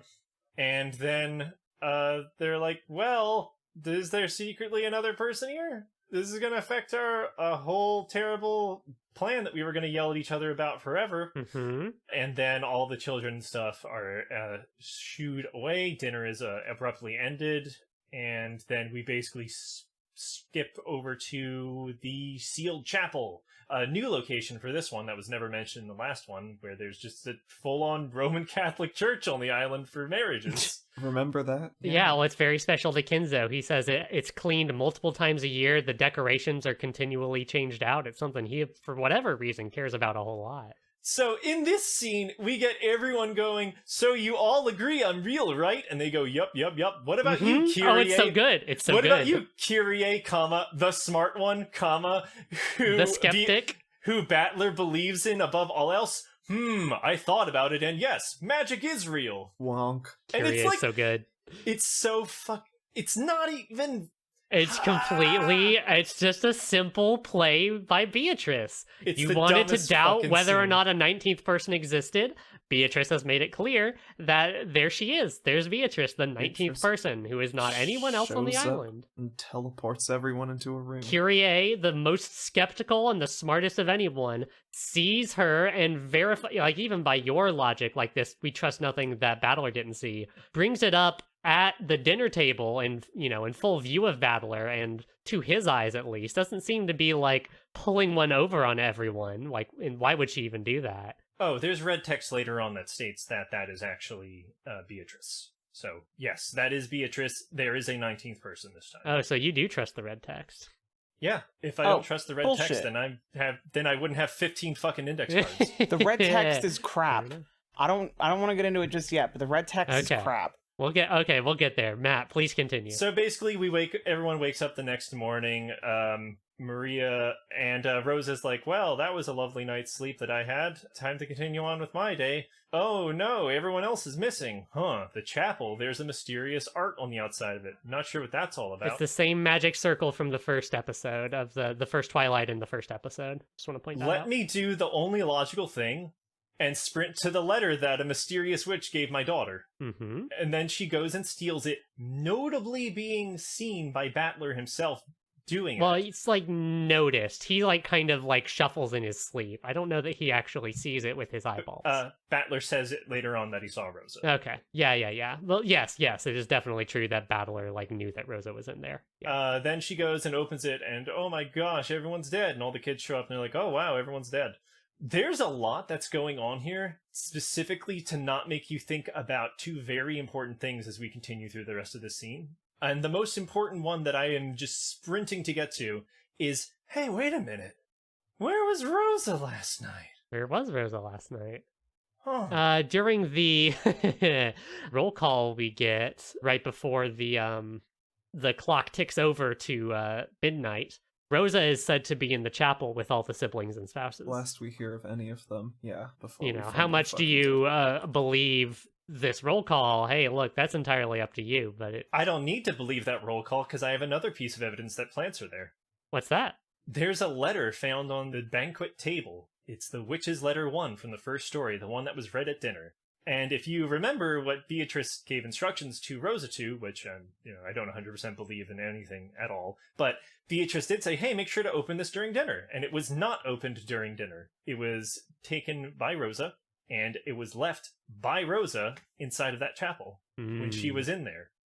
Killing everyone, I think, is the unspoken truth you're trying to get If at. you assume Rosa is a wolf, it answers a lot of questions. Where did that letter come from that implicated Battler? She chucked it on that table because she wanted to clear him out. Yeah, that's It's an fair. interesting idea. I love your stance of, I don't believe anything the witch says unless it is helpful to my position, in which case it's totally true. Fully in the 100%. spirit of Umineko. You got it. Oh, man. Got it in one, Jenn. But if Rosa is public enemy number 1 right now, then how do you reconcile the reality of what Battler witnesses in episode 2 with Rosa being absolutely the one who murdered everyone's ass, with episode 1 where she is dead the whole time and doesn't do anything? How do you Quote-unquote. reconcile those things? Yeah. This is not the same story as Higurashi. This is not a time loop. This story is fundamentally different every single time, and that's the trick to it. We can't be trying to find the one culprit. There may still be one, common There's person between it all. four separate murder mysteries? Yes, absolutely. But there's commonalities between them. There's one specific thing that comes up in this one where one of the grandchildren is the one who took the letter out of Maria's bag and originally got the key out of it to unlock the door. And then Rosa was caught putting it back in there. So there's at least 2 people involved in this story, if not more. Am I going to go out on a limb and say George is the mastermind behind all this? Probably. He has some suspicious lines in this one and the last one. But I just find it hard to believe that there even is a mastermind in this concept and conceit of this game, when that was the core thing of Higurashi, was even learning that there was a mastermind. I have so much weight put on me from knowing the last story that it is crushing. I think that's very purposeful. That's something, having characters that are there to represent essentially the protagonist and the antagonist of your last story, but in Umineko. Wait, the little blonde bitch is the villain? She's 7. She's kind of meant, it's not as cut and dry. I can't get into the fucking when they cry meta lore right now, but essentially Lambda Delta, this witch who shows up at the end of episode 2 in the Hidden Tea Party, is basically she's called the Witch of Certainty, and she kind of personifies the antagonist of Higurashi and sort of her will to absolutely achieve her goals. And she's kind of the witch of overwhelming force, the witch of making 100% completely certain that you will 100% achieve what you are trying to do. And it's very, very telling, I think, that Lambda Delta... Wait, no, Beatrice summons Lambda Delta, isn't that it? Yes, Beatrice does summon Lambda Delta. Yeah, so there's some kind of affinity there. Well, all that is to say that I think Umineko, this isn't something I got on my first read because I read it without having read Higurashi, but Umineko is absolutely playing on certain kind of preconceptions you have about Higurashi, both from the sense of how the last game worked and the sense that the game is a game at all, that it is something you are meant to try to poke at and prod at, and that there could be commonalities with Higurashi, again, with Burncastle literally lending you her power, that maybe there's something in the way Higurashi is set up that can help you understand the way Umineko is set up, or something like that. Does anyone have anything to say about the locked room? Locked rooms are a very big thing in this game. There's all the logic battles kind of revolve around the locked rooms, more or less. This one kind of gets done, or Beatrice resigns on it at the very least.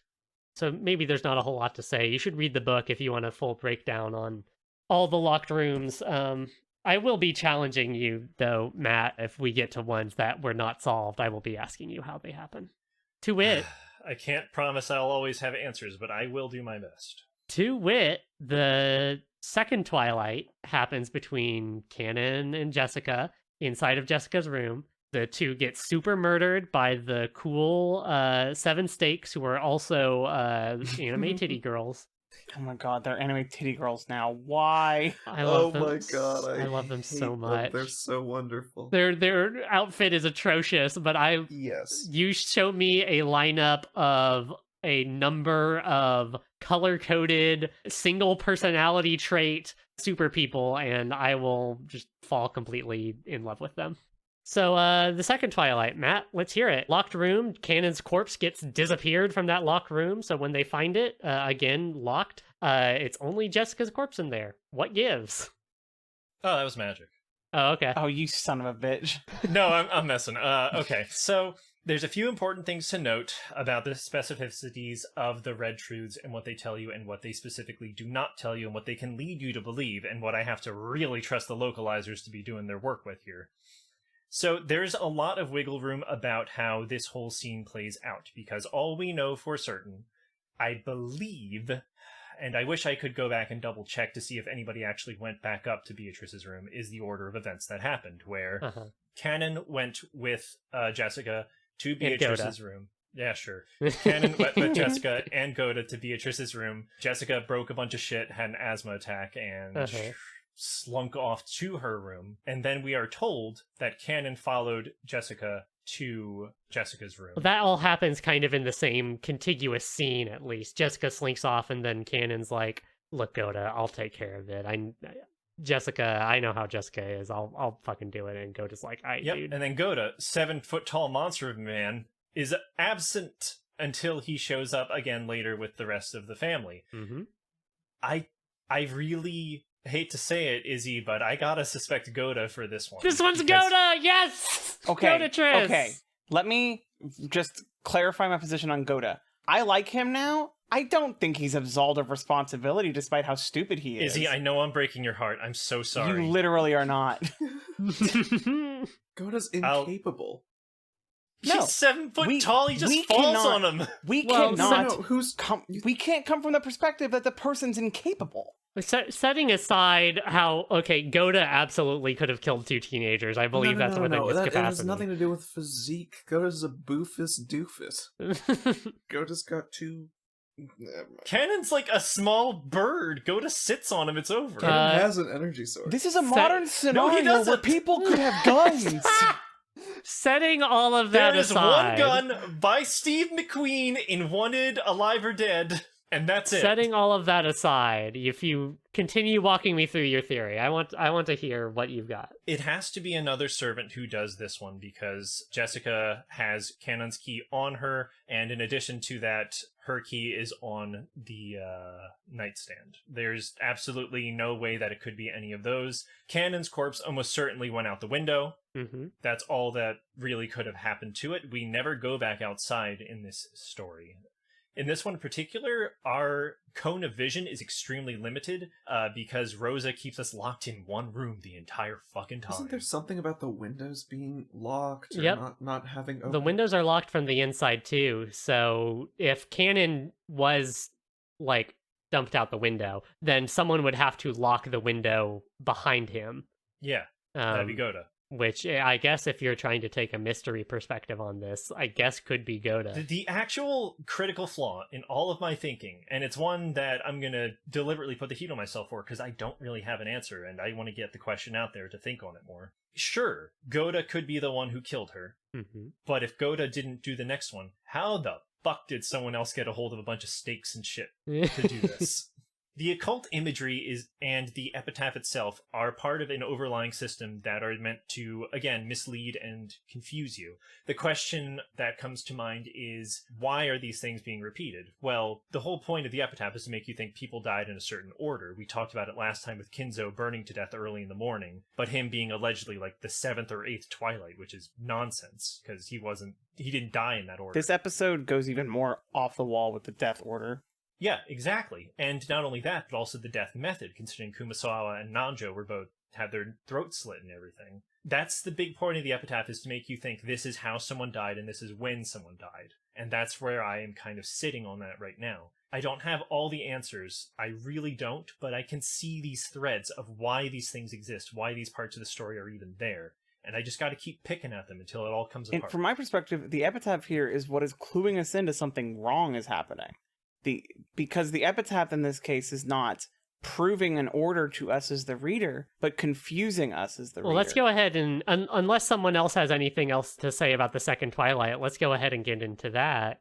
Because the next people who die are the 7th and 8th Twilights, Nanjo and Kumasawa, in a cool magical action sequence where Kanon's corpse is reanimated and is taken into the servant's room, and fucking Genji, he becomes Genji Overwatch and and fucking skewers Kanon to the wall. Shannon puts a spider web on him. It's fucking bizarre, but in the chaos of all that, Nanjo and Kumasawa get their throats slit, and then their corpses are vanished until later, when they show up as the 7th and 8th Twilights. So yeah, this idea, like what you were saying, Izzy, about how you say the epitaph is there to, like, confuse us? Is that what you're saying? The epitaph, from Matt's perspective, is there to confuse us, but this one is actually, and I know what I said earlier kind of contradicts this, because I said it wrong.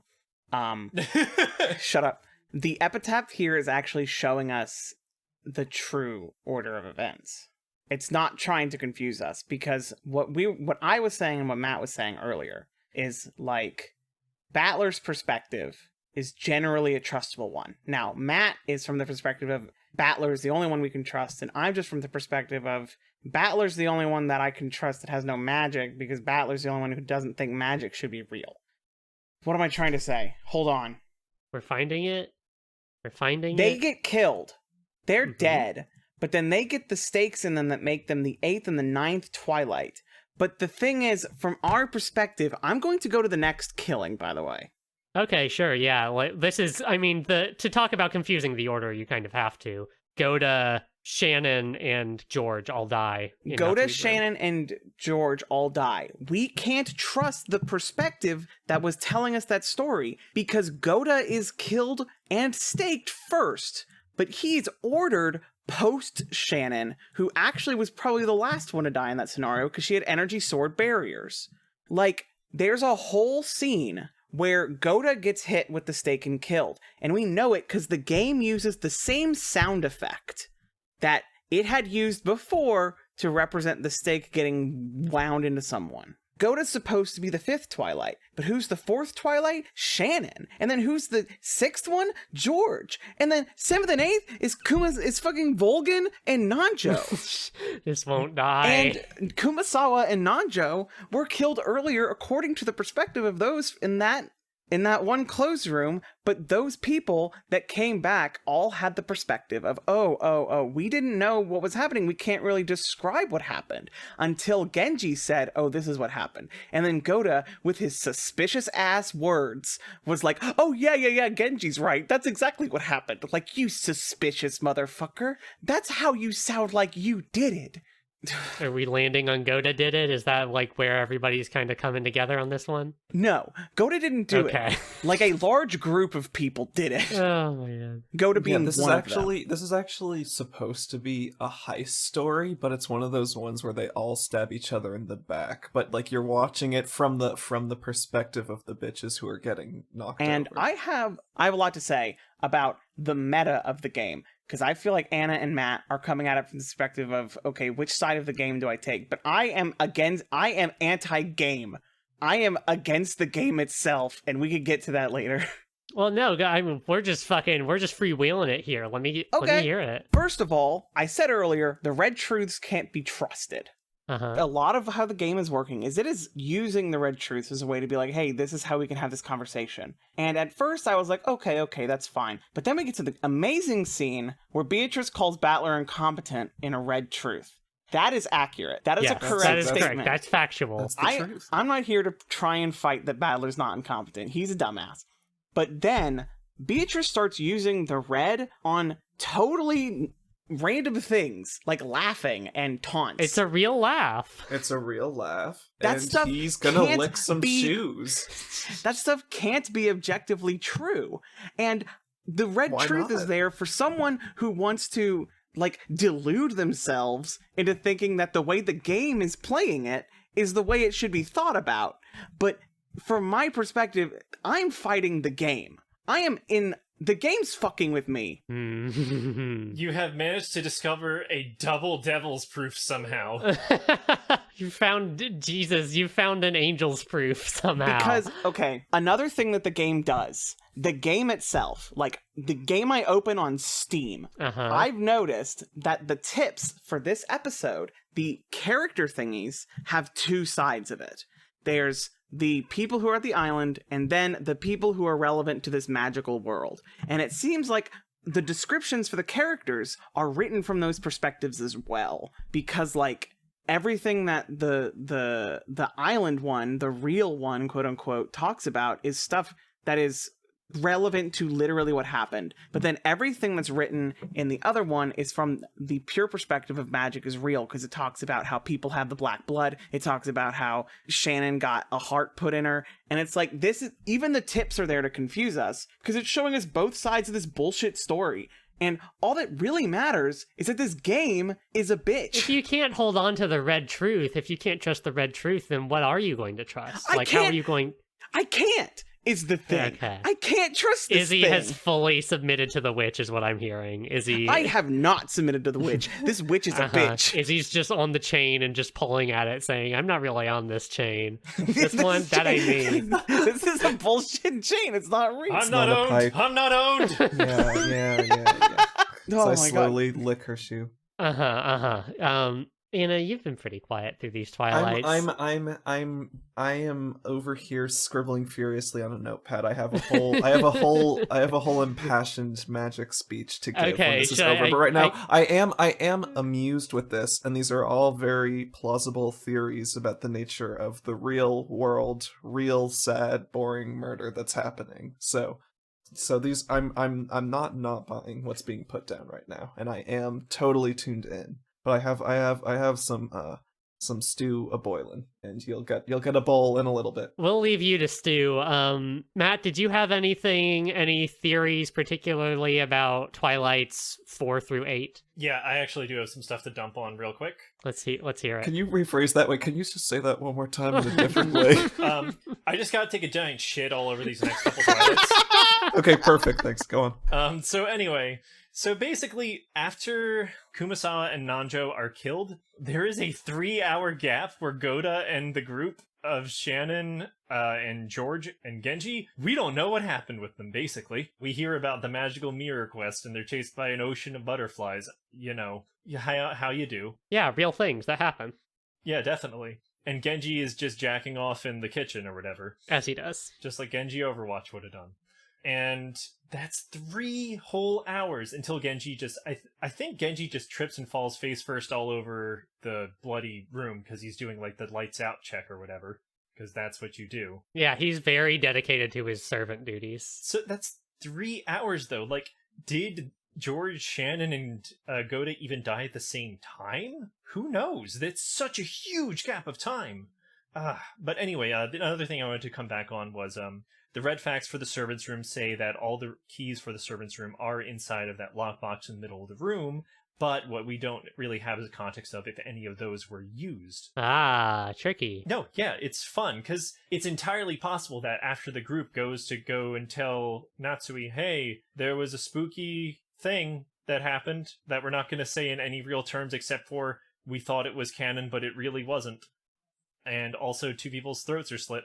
Actually, they don't even say that much. They just say Kumasawa and Nanjo are dead. They don't even say how they died. It's just a matter of there was something that we thought was canon, but it was not. But anyway, to continue on with my extremely rambling thoughts, it's entirely possible that after the group went and told Rosa about what happened, and they all went back and unlocked the door for it and everything, and then the corpses were gone, that whichever one of them was the one who moved the bodies, because I guess they must have split off from the group at some point. I know I'm kind of having to pull into devil's screws here, but what else am I going to do?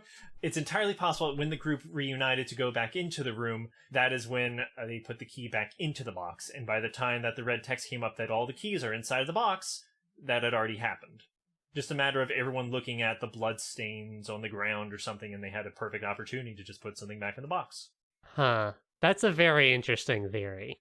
Fully in the spirit of Umineko, just like the most twisted, convenient, like, oh, and then this happened because this had to happen. I love it. I love this theory. I hate you. It's great. I'm sipping it from a wine glass. What we need to remember is that the game is bullshit and it's lying to us. Izzy. Then why are we playing it, Izzy? That's the point! Okay, so you're saying what is it? A man chooses, a slave obeys. You just have to turn off BioShock and chuck it back in the GameStop. The whole fight about magic versus reality, it's really all just a fucking crazy dressed up, this is not a pipe nonsense. Izzy just fully refuses. Well, enjoy your time in the Golden Land. I mean, the witch is going to take you there if you're going to lick her shoe that bad. No, Izzy's got a fascinating thing where she believes in magic, but only if the people in the story clap their hands and believe, like Tinkerbell. That's what's happening. No, it isn't. It's literally the only time that happens is after the story ends and we get the credits. Then magic is officially real because we're not in the story anymore. But that's all lies. After Battler goes, yeah, I submit. You got me, Beto. And then the credits roll, and then after that we enter the dumb shit. Well, before we get to the dumb shit, was there anything else you had about these Twilights? Because we've got the 9th to... Well, the parlor letter you kind of already laid out, but we've got the 9th and kind of the end of the game to get through. The other thing I wanted to take a note on is the existence of the false canon. Beatrice herself is missing from pretty much the second she shows up and goes up to the room. I think it is entirely possible that she was the false canon. I know that one is, again, a bit of a stretch, but all I have are big stretches, so here we are. I do believe that there is a false canon running around. For a minute, I entertained the thought that the canon who went into Jessica's room to deal with the inhaler situation was also the same false canon, but that just doesn't seem possible, so... Yeah, Kanon and Gohda and Jessica were all running together. We can assume for most of the way back. Yeah, the only time that would have been possible to do a swap would have been when Shannon brought Beatrice her dinner. But I don't really see any evidence of a Beatrice as a false Shannon. That doesn't really add up. Also, Jessica is lying face down in the room, which would be suspicious, except for the fact that Beatrice tells us in a Red Truth later that Jessica is in the room. Oh, yes. Jessica is in the room. Your party consists of blank, blank, blank, and blank. A very good Red Truth that we also get from Beatrice regarding the second Twilight is that Kanon died in that room, which is a very fun, because without that red, you could explain anything away. Kanon wasn't there in the first place. Kanon fucking totally did it and then is just hiding for the rest of the time. Did the Red Truth say, and I don't make fun of me for talking about Red Truths now. Yeah, this is it. This is the game. Did the Red Truth say Kanon died in here when you believed they did? The Red Truth is exactly Kanon was killed in this room. Kanon could have been killed way later. No. Was killed in this room. It says, yeah, and the point in the game that they're at is just during that investigation. I mean, this gets into the meta, how you think the metaphysics of all this we're work. To understand that the Red Truths are temporally restrained? That's an assumption I had made, but maybe that's not true. The assumption I'm making is we are getting the Red Truths at the point in the story. If Battler were reading the book, they would be something that is true up to that point with certainty. Okay. That is an assumption, though, Izzy. That's a very good point that, maybe it gets too much into, again, how does the meta world interact with the real world? It's very not clear, but the idea that the Red Truths can be temporally dislocated from the time they are said, that's interesting. Thank you. I just thought of it just now. Those are your little gray cells. Yeah, my little gray cells. I'm just like Poirot. I'm just like Ben 10 when he turns into that little green boy. Oh my god. We're all Ben 10. We are all Ben 10. I've never seen Ben 10. I watched quite a bit of it. Yeah, you did. Shut up. When I was working my last job, a coworker of mine was just like, hey, who do you think would win in a battle between every fictional character ever? And I said, I don't know, man, Goku or something. And then he went, no, it's Ben 10. And I'm like, Ben 10. Okay. Well, the answer is clearly Beatrice the Golden from Umineko. The answer is clearly Gohda. He's just large. He's just big. Who could be bigger than Gohda? No one. In fiction ever? Nobody. In fiction ever, only Gohda. One thing I want to note about the 4th and 5th and 6th Twilights in Natsui's room is it's kind of the culmination of the Beatrice Shannon storyline where Shannon has erected a fucking sick energy barrier around her and George, and, you know, Beatrice is trying to claw her way through it, but Shannon just doesn't have any of it. She stays fully strong. She talks about the engagement ring that I got from George that's the magic coming true. That is the miracle becoming real. And then Beatrice shoots back with, yeah, but she ain't got dick down on yet. Literally, she like fucking flies. We've seen Beatrice's facade kind of crack a few times. At this point, it fully falls apart. Beatrice goes on this fucking screed about how like, love is lust, totally meaningless unless you're sleeping together. Men are mere flies and maggots that get drawn to your female scent and crawl around you. Do you not understand that at your age? And it like just goes on for like a whole page. Yeah, it's just like, I knew things were bad with Kinzo, but I didn't know they were that bad. And if no one else, I'm going to talk about the 9th Twilight. Oh, something real quick that I wanted to bring up. Battler asked for the measurements of Genji, and after learning that his Genji does not want those measurements anymore, and that is the second gilf. Oh, right. Yes. Yeah. Yes. So this is right before the 9th Twilight. Battler is fucking wasted off of his ass in the in the dining hall because he's been banished from the safe room that Rosa has with Maria. And he's just fucking totally boozing it up. He hears a knock at the door. He says, like, hey, if you're the witch, tell me your tit size. Ah! And then Genji's like, it's me, sir. Battler, it is I. It is I, Genji. And Battler's just like, and then Battler's just like, oh, well, then I don't want your tit size. Which, yeah, it's just unforgivable. One more stupid fucking thing is Battler's hanging out with Genji, and Genji's like, so, you want to go up to Kinzo's office and stuff? And he's like, I'm fucking slosh. This is all stupid as shit. I hate everyone, but I'm not smart enough to give up. And Genji just internally thinks to himself, oh my god, it's like looking in a mirror. It's the master. I can't fucking believe it. Just Kinzo? like Kinzo. God. That's happened a few times. I wonder what's going on with that. Doesn't Beatrice say that at some point? In the first one? Something like that. And then even the family members are kind of like, yeah, you remind me of Dad when, you know, he was younger or something. Genji says it. I mean, obviously they're both wearing white suits. There's these weird kind of parallels between Kinzo and Battler, which you could say as Battler as like the person denying Beatrice versus Kinzo as the person who brought Beatrice into the world in the first place, sort of.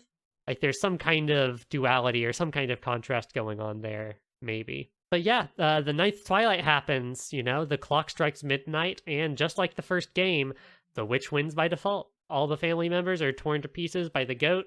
Beatrice makes Battler put on nothing. No, well, she makes him put on nothing, and she makes him dress her. And it's like, this whole, you want to talk about this one being like gross, I guess. Beatrice is a very, very... She's a very horny person. She won't stop talking about getting people to kiss her feet. Like the entire fucking time. It's like, okay, ma'am, I understand. I get this from you. And that's kind of the end of the game. Bernie pulls us aside and it's just like, that was a little rough, not gonna lie. Hang in there, champ. Nipa. And then Lambda Delta, who showed up specifically to go against Burkcastle, was like, I do kind of feel bad about that one, though. she's Tsundora. They missay Tsundere. Can I ask a question to the group? Yes. What do you all think is like the distinction between Battler in the story and Battler in the tea party room? I kind of feel like I have to recuse myself from this one. Okay. Jen, could you give us the full spoiler version of that answer, please? Please do not give me the full spoiler. There appears to be some... I'm trying to talk only from where we are in the story, but there is some kind of... The game between Battler and Beatrice is compared to chess a lot. Beatrice even calls, in the first Twilight, before they establish the Red Truth, Beatrice calls perpetual check. So maybe one way we could think about it is... I think I got it. Yeah, please. I think chess is definitely the right way to think about it, of course. But the way to think about it is more or less the story is going on autopilot, but Battler can take a turn as Battler, and presumably Beatrice takes a turn on her end as Beatrice. That's why we get like the letter from Beatrice with the other keys in it, specifically because she predicted Battler's next move. Another thing that I really saw as a big chess thing between them is a very manipulative thing that Beatrice does after after Kanon and Jessica are killed, where their ghosts are sobbing around the room going, "Oh, how could they suspect you? It's impossible," which forces Battler into making the move of proving that it wasn't Kanon, which eliminates the obvious guess, which means you really have to dig deep to figure out who else it could be, which is presumably Gohda. Mm-hmm. Presumably. Who sucks. It's very the theater major in me showing, sorry everybody, but it's very Shakespearean too, where you have like or you know, to talk about presentational realities, like you have the reality of everyone is in this room trying to, you know, figure out this murder, and then on this sort of higher plane of existence, but still in the same space, Jessica and Kanon basically have these little like soliloquies like you would have to an audience in a Shakespeare play, where they're just like, "No, you can't suspect Kanon, no," and it's like, yeah, totally, Matt. It's that part is very plainly for the benefit of the reader, not for the benefit of like, you know, these people trying to solve this murder. Which, you know, how much can we understand that as part of the game? How much can we understand that as just like a kind of writerly flourish of Ryukishi? It's very interesting. That gets at my stew. Yes, I've got my bowl out here. I would love a helping of the Annabelle stew. I won't get too into it because I have liked all of the discussion. I haven't felt grumpy or surly so far, but it just, the thing that I keep coming back to as someone who doesn't believe in mysteries or trying to figure out a story as they happen, who really takes stories at face value and like just slurps up what I'm seeing.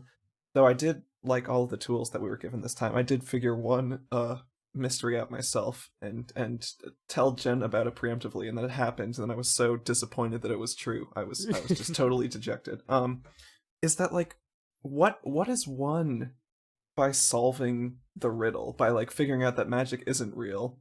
And everything that happened in all of these stories is fake, and they're just real murders where everyone dies, and that's the end of it. And that's the long and short of it, is that some petty, greedy human was killing other people. You know, like what is gained by solving that? And like what's gained by the gotcha of like parsing, you know, reading these stories and then combing through them, you know, finally to pick out every little weird bit or everything that doesn't add up, when there's like so much cool shit happening all the time. Like the frickin', I love the fight cutscene with Kanon, where he's zipping and zopping around and there's cool weird fight music and everything. I like that. I like how calm Shannon is in the face of Beatrice's absolute like evil. I think that's like a beautiful moment of character development for her that fits in with the character of the rest of the arc. You know, I feel like when things get into this thing where it's like, where you're taken in by the Twilights and the murder mystery of it all,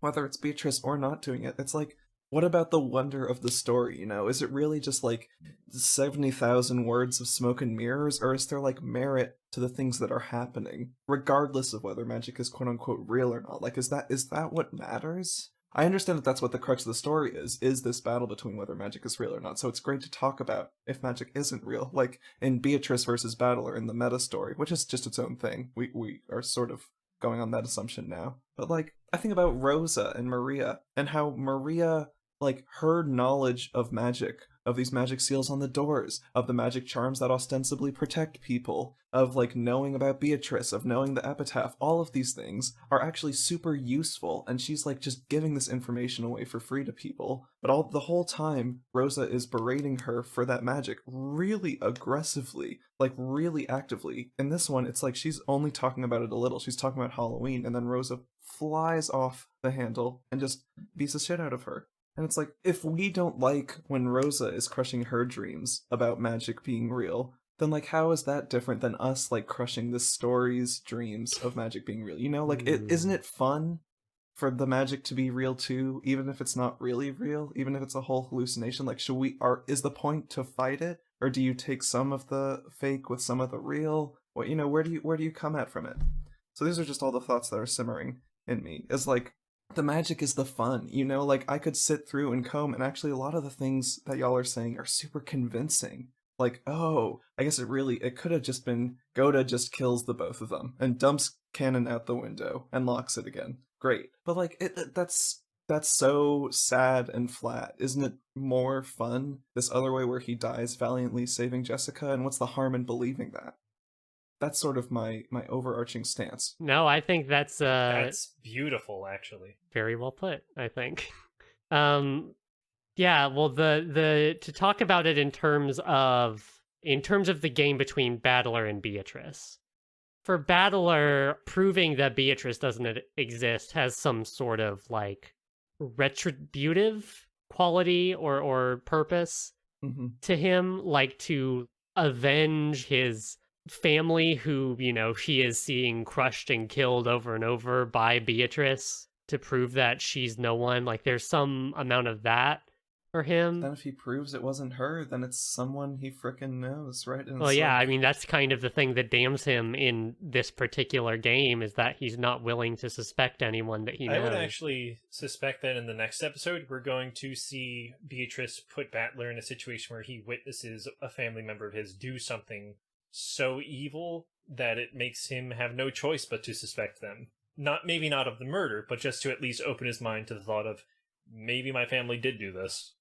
Mm-hmm. Oh, shit. Oh, fuck.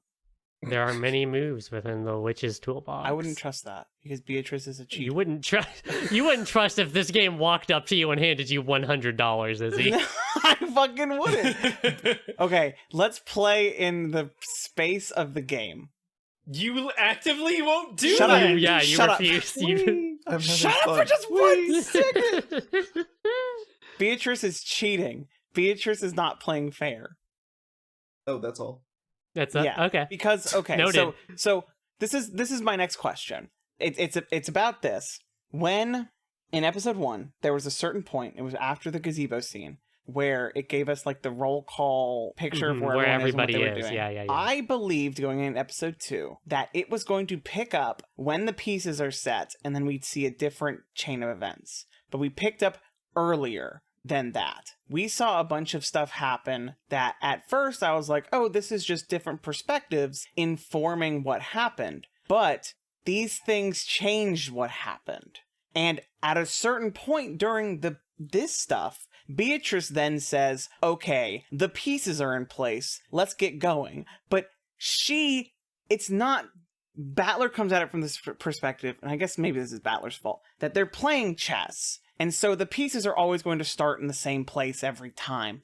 But Beatrice wiggles her fingers and says, okay, Battler, the pieces are set, right? But she changed where all of them were. And then she plays a draw 4 card from Uno. This gets at the one game mechanic thing that I do really love and really love to engage with, which is the fucking witch's tips from Burncastle and now the one from Lambda Delta, which is like the only way that I have been engaging with this game from a mystery solving capacity, because I think Burncastle's tip in the first question mark tea party that she tells the viewer, like looking at us point blank through the fourth wall, is like, the purpose of this game was for you to try to figure out what moves Beatrice has. Like, Battler obviously does not know shit. Like, the whole family, you can't possibly understand what's happening with the murder. But, like, you need to be thinking about, like, what moves does Beatrice have? Don't think of this in terms of real shit. Think of this in terms of what Beatrice can do. And then in the second one with Lambda Delta's tip is Beatrice is really good at messing around, especially when she's almost won, but she's good at like putting too much information out there, which Burncastle, who's the stand-in for like our narrative point of view, has a hard time parsing. So look out for like a lot of frickin' noise in your story. So I haven't really been engaging with like the moment to moment what's happening in the Twilights, but I have been thinking a lot about that. Like, what extra noise is Beatrice putting out into the story? and what are Beatrice's moves. And Izzy, I think you were saying like exactly that, and that's one of the tips from Burncastle. So I think it's cool that you reached out. Yeah. It's something that's brought up kind of obliquely by Kyrie and then Maria later to Battler. This possibility that what if the witch has moves that we don't have as people?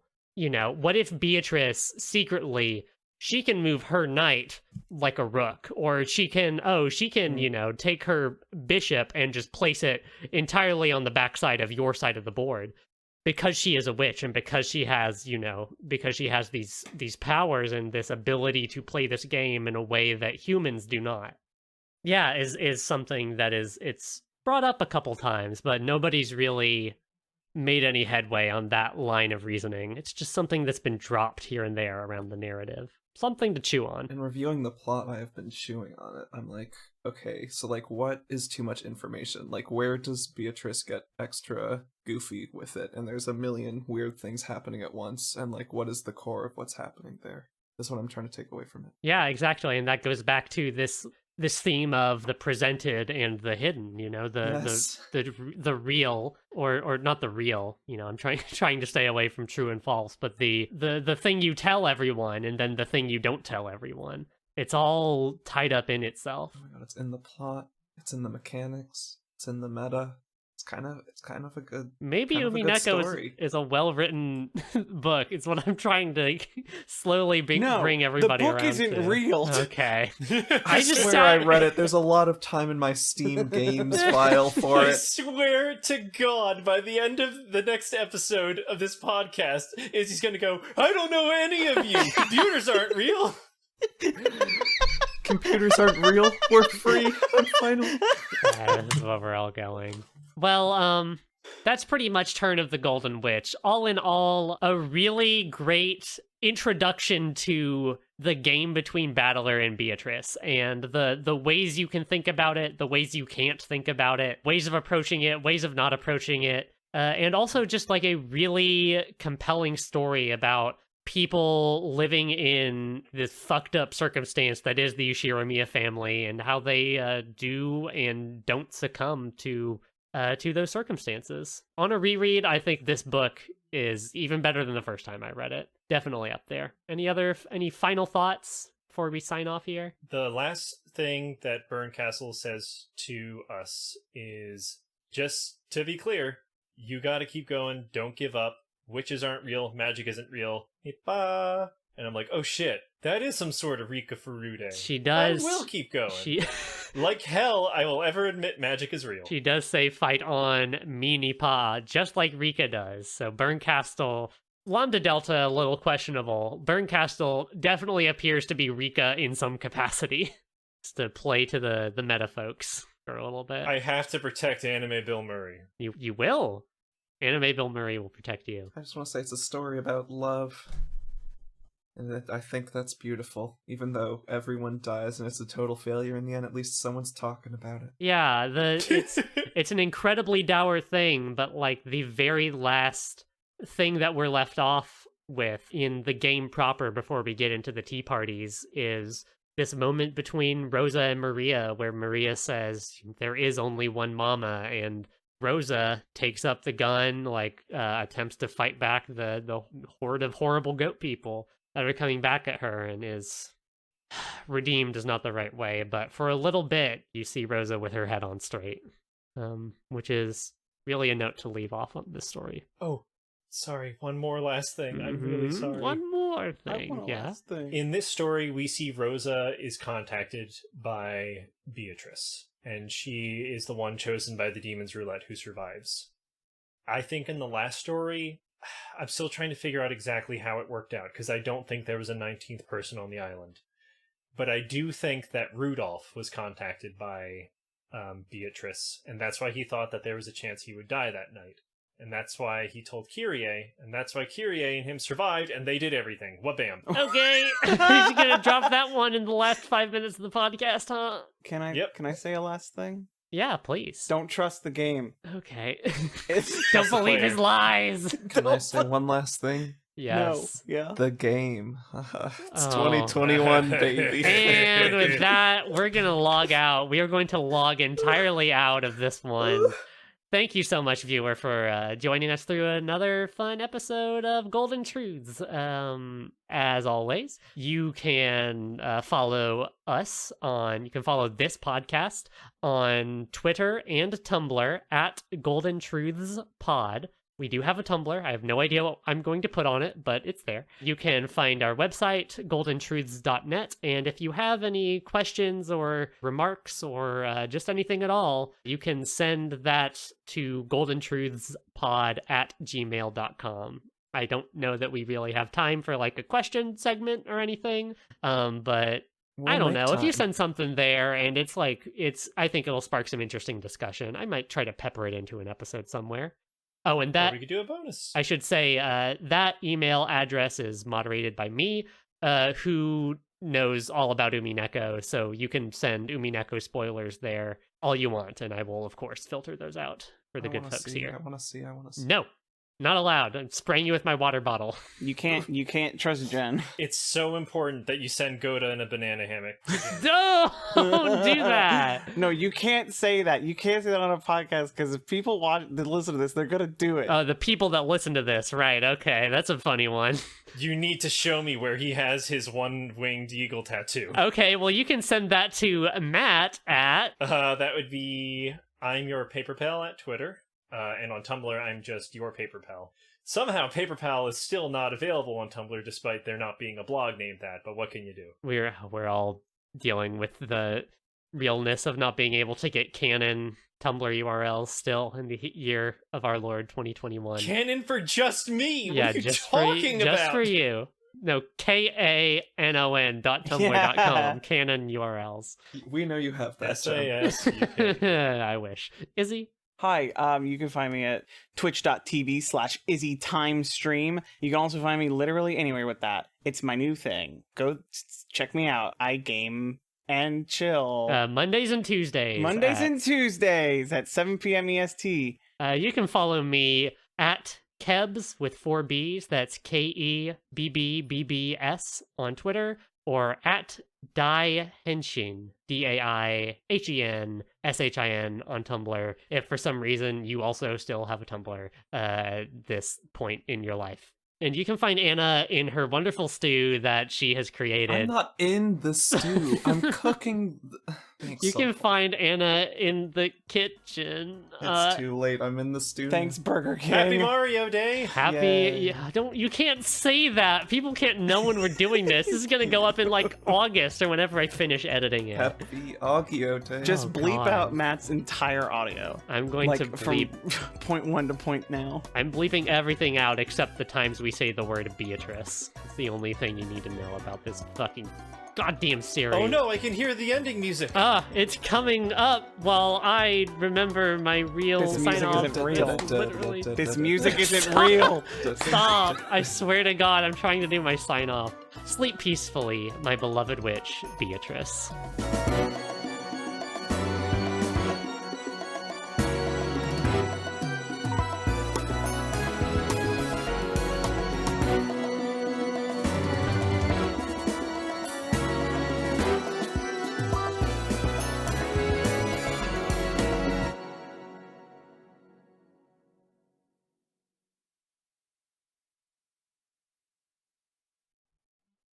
Okay, now we're taking a break, and I'm going to refill my tea.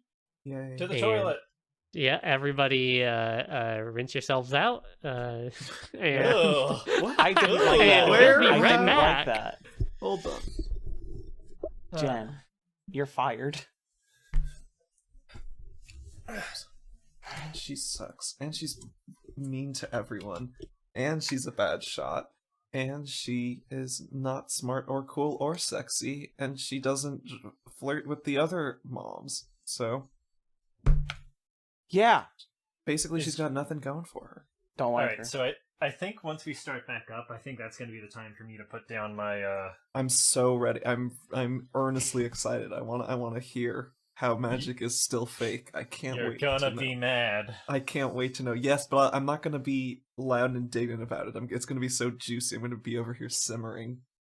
All right, if you say so. So I kind of want to get it out before we start going into the Twilights because it's going to frame pretty much everything I do from here on. Perfect. Yes. No. You will have the floor. That's. I can't wait. Can't wait. Man. But anyway, yeah, magic's not real.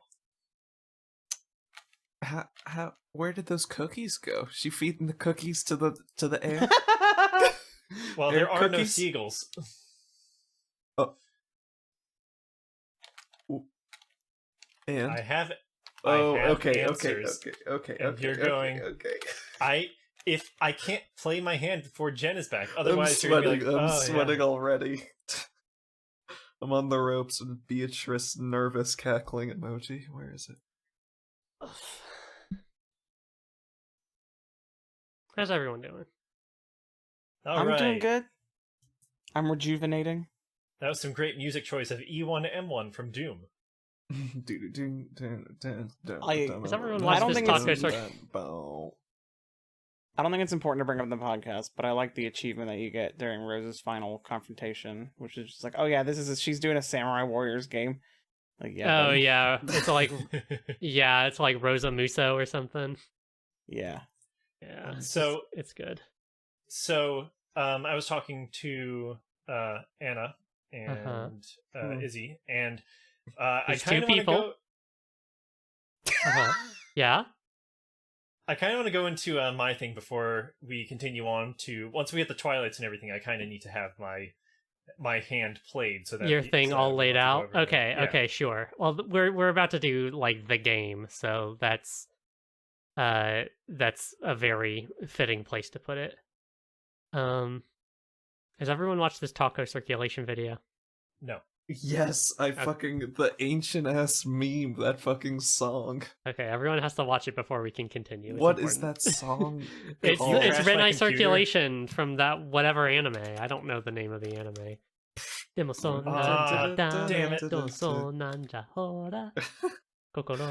Yeah, The bass drop was not quite juicy enough for me in this video, but that's okay. that's true. Yeah, that's true.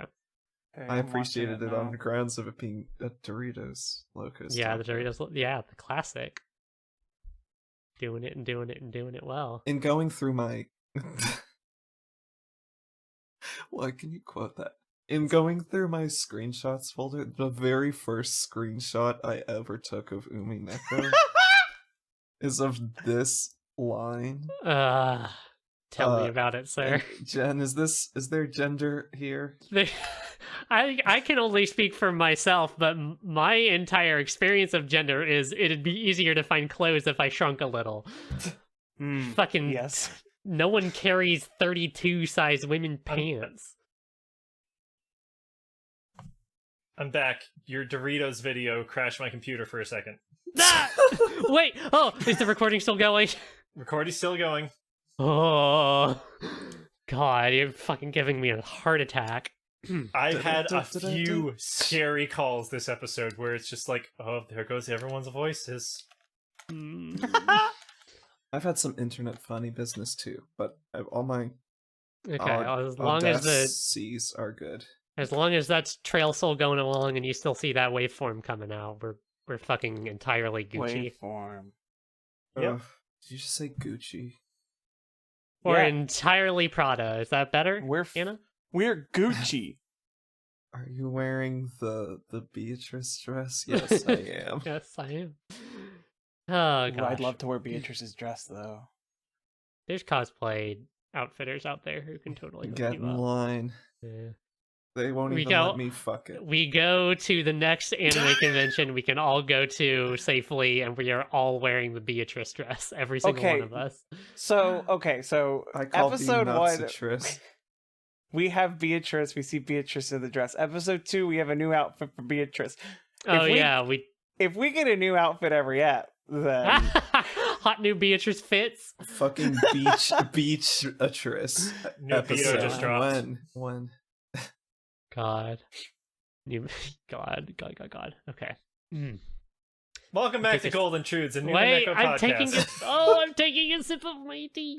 That's okay. Matt's the witch of communication now because he You can be believes a in witch of- magic. I'm the wizard of talking. A wizard. I love the word wizard.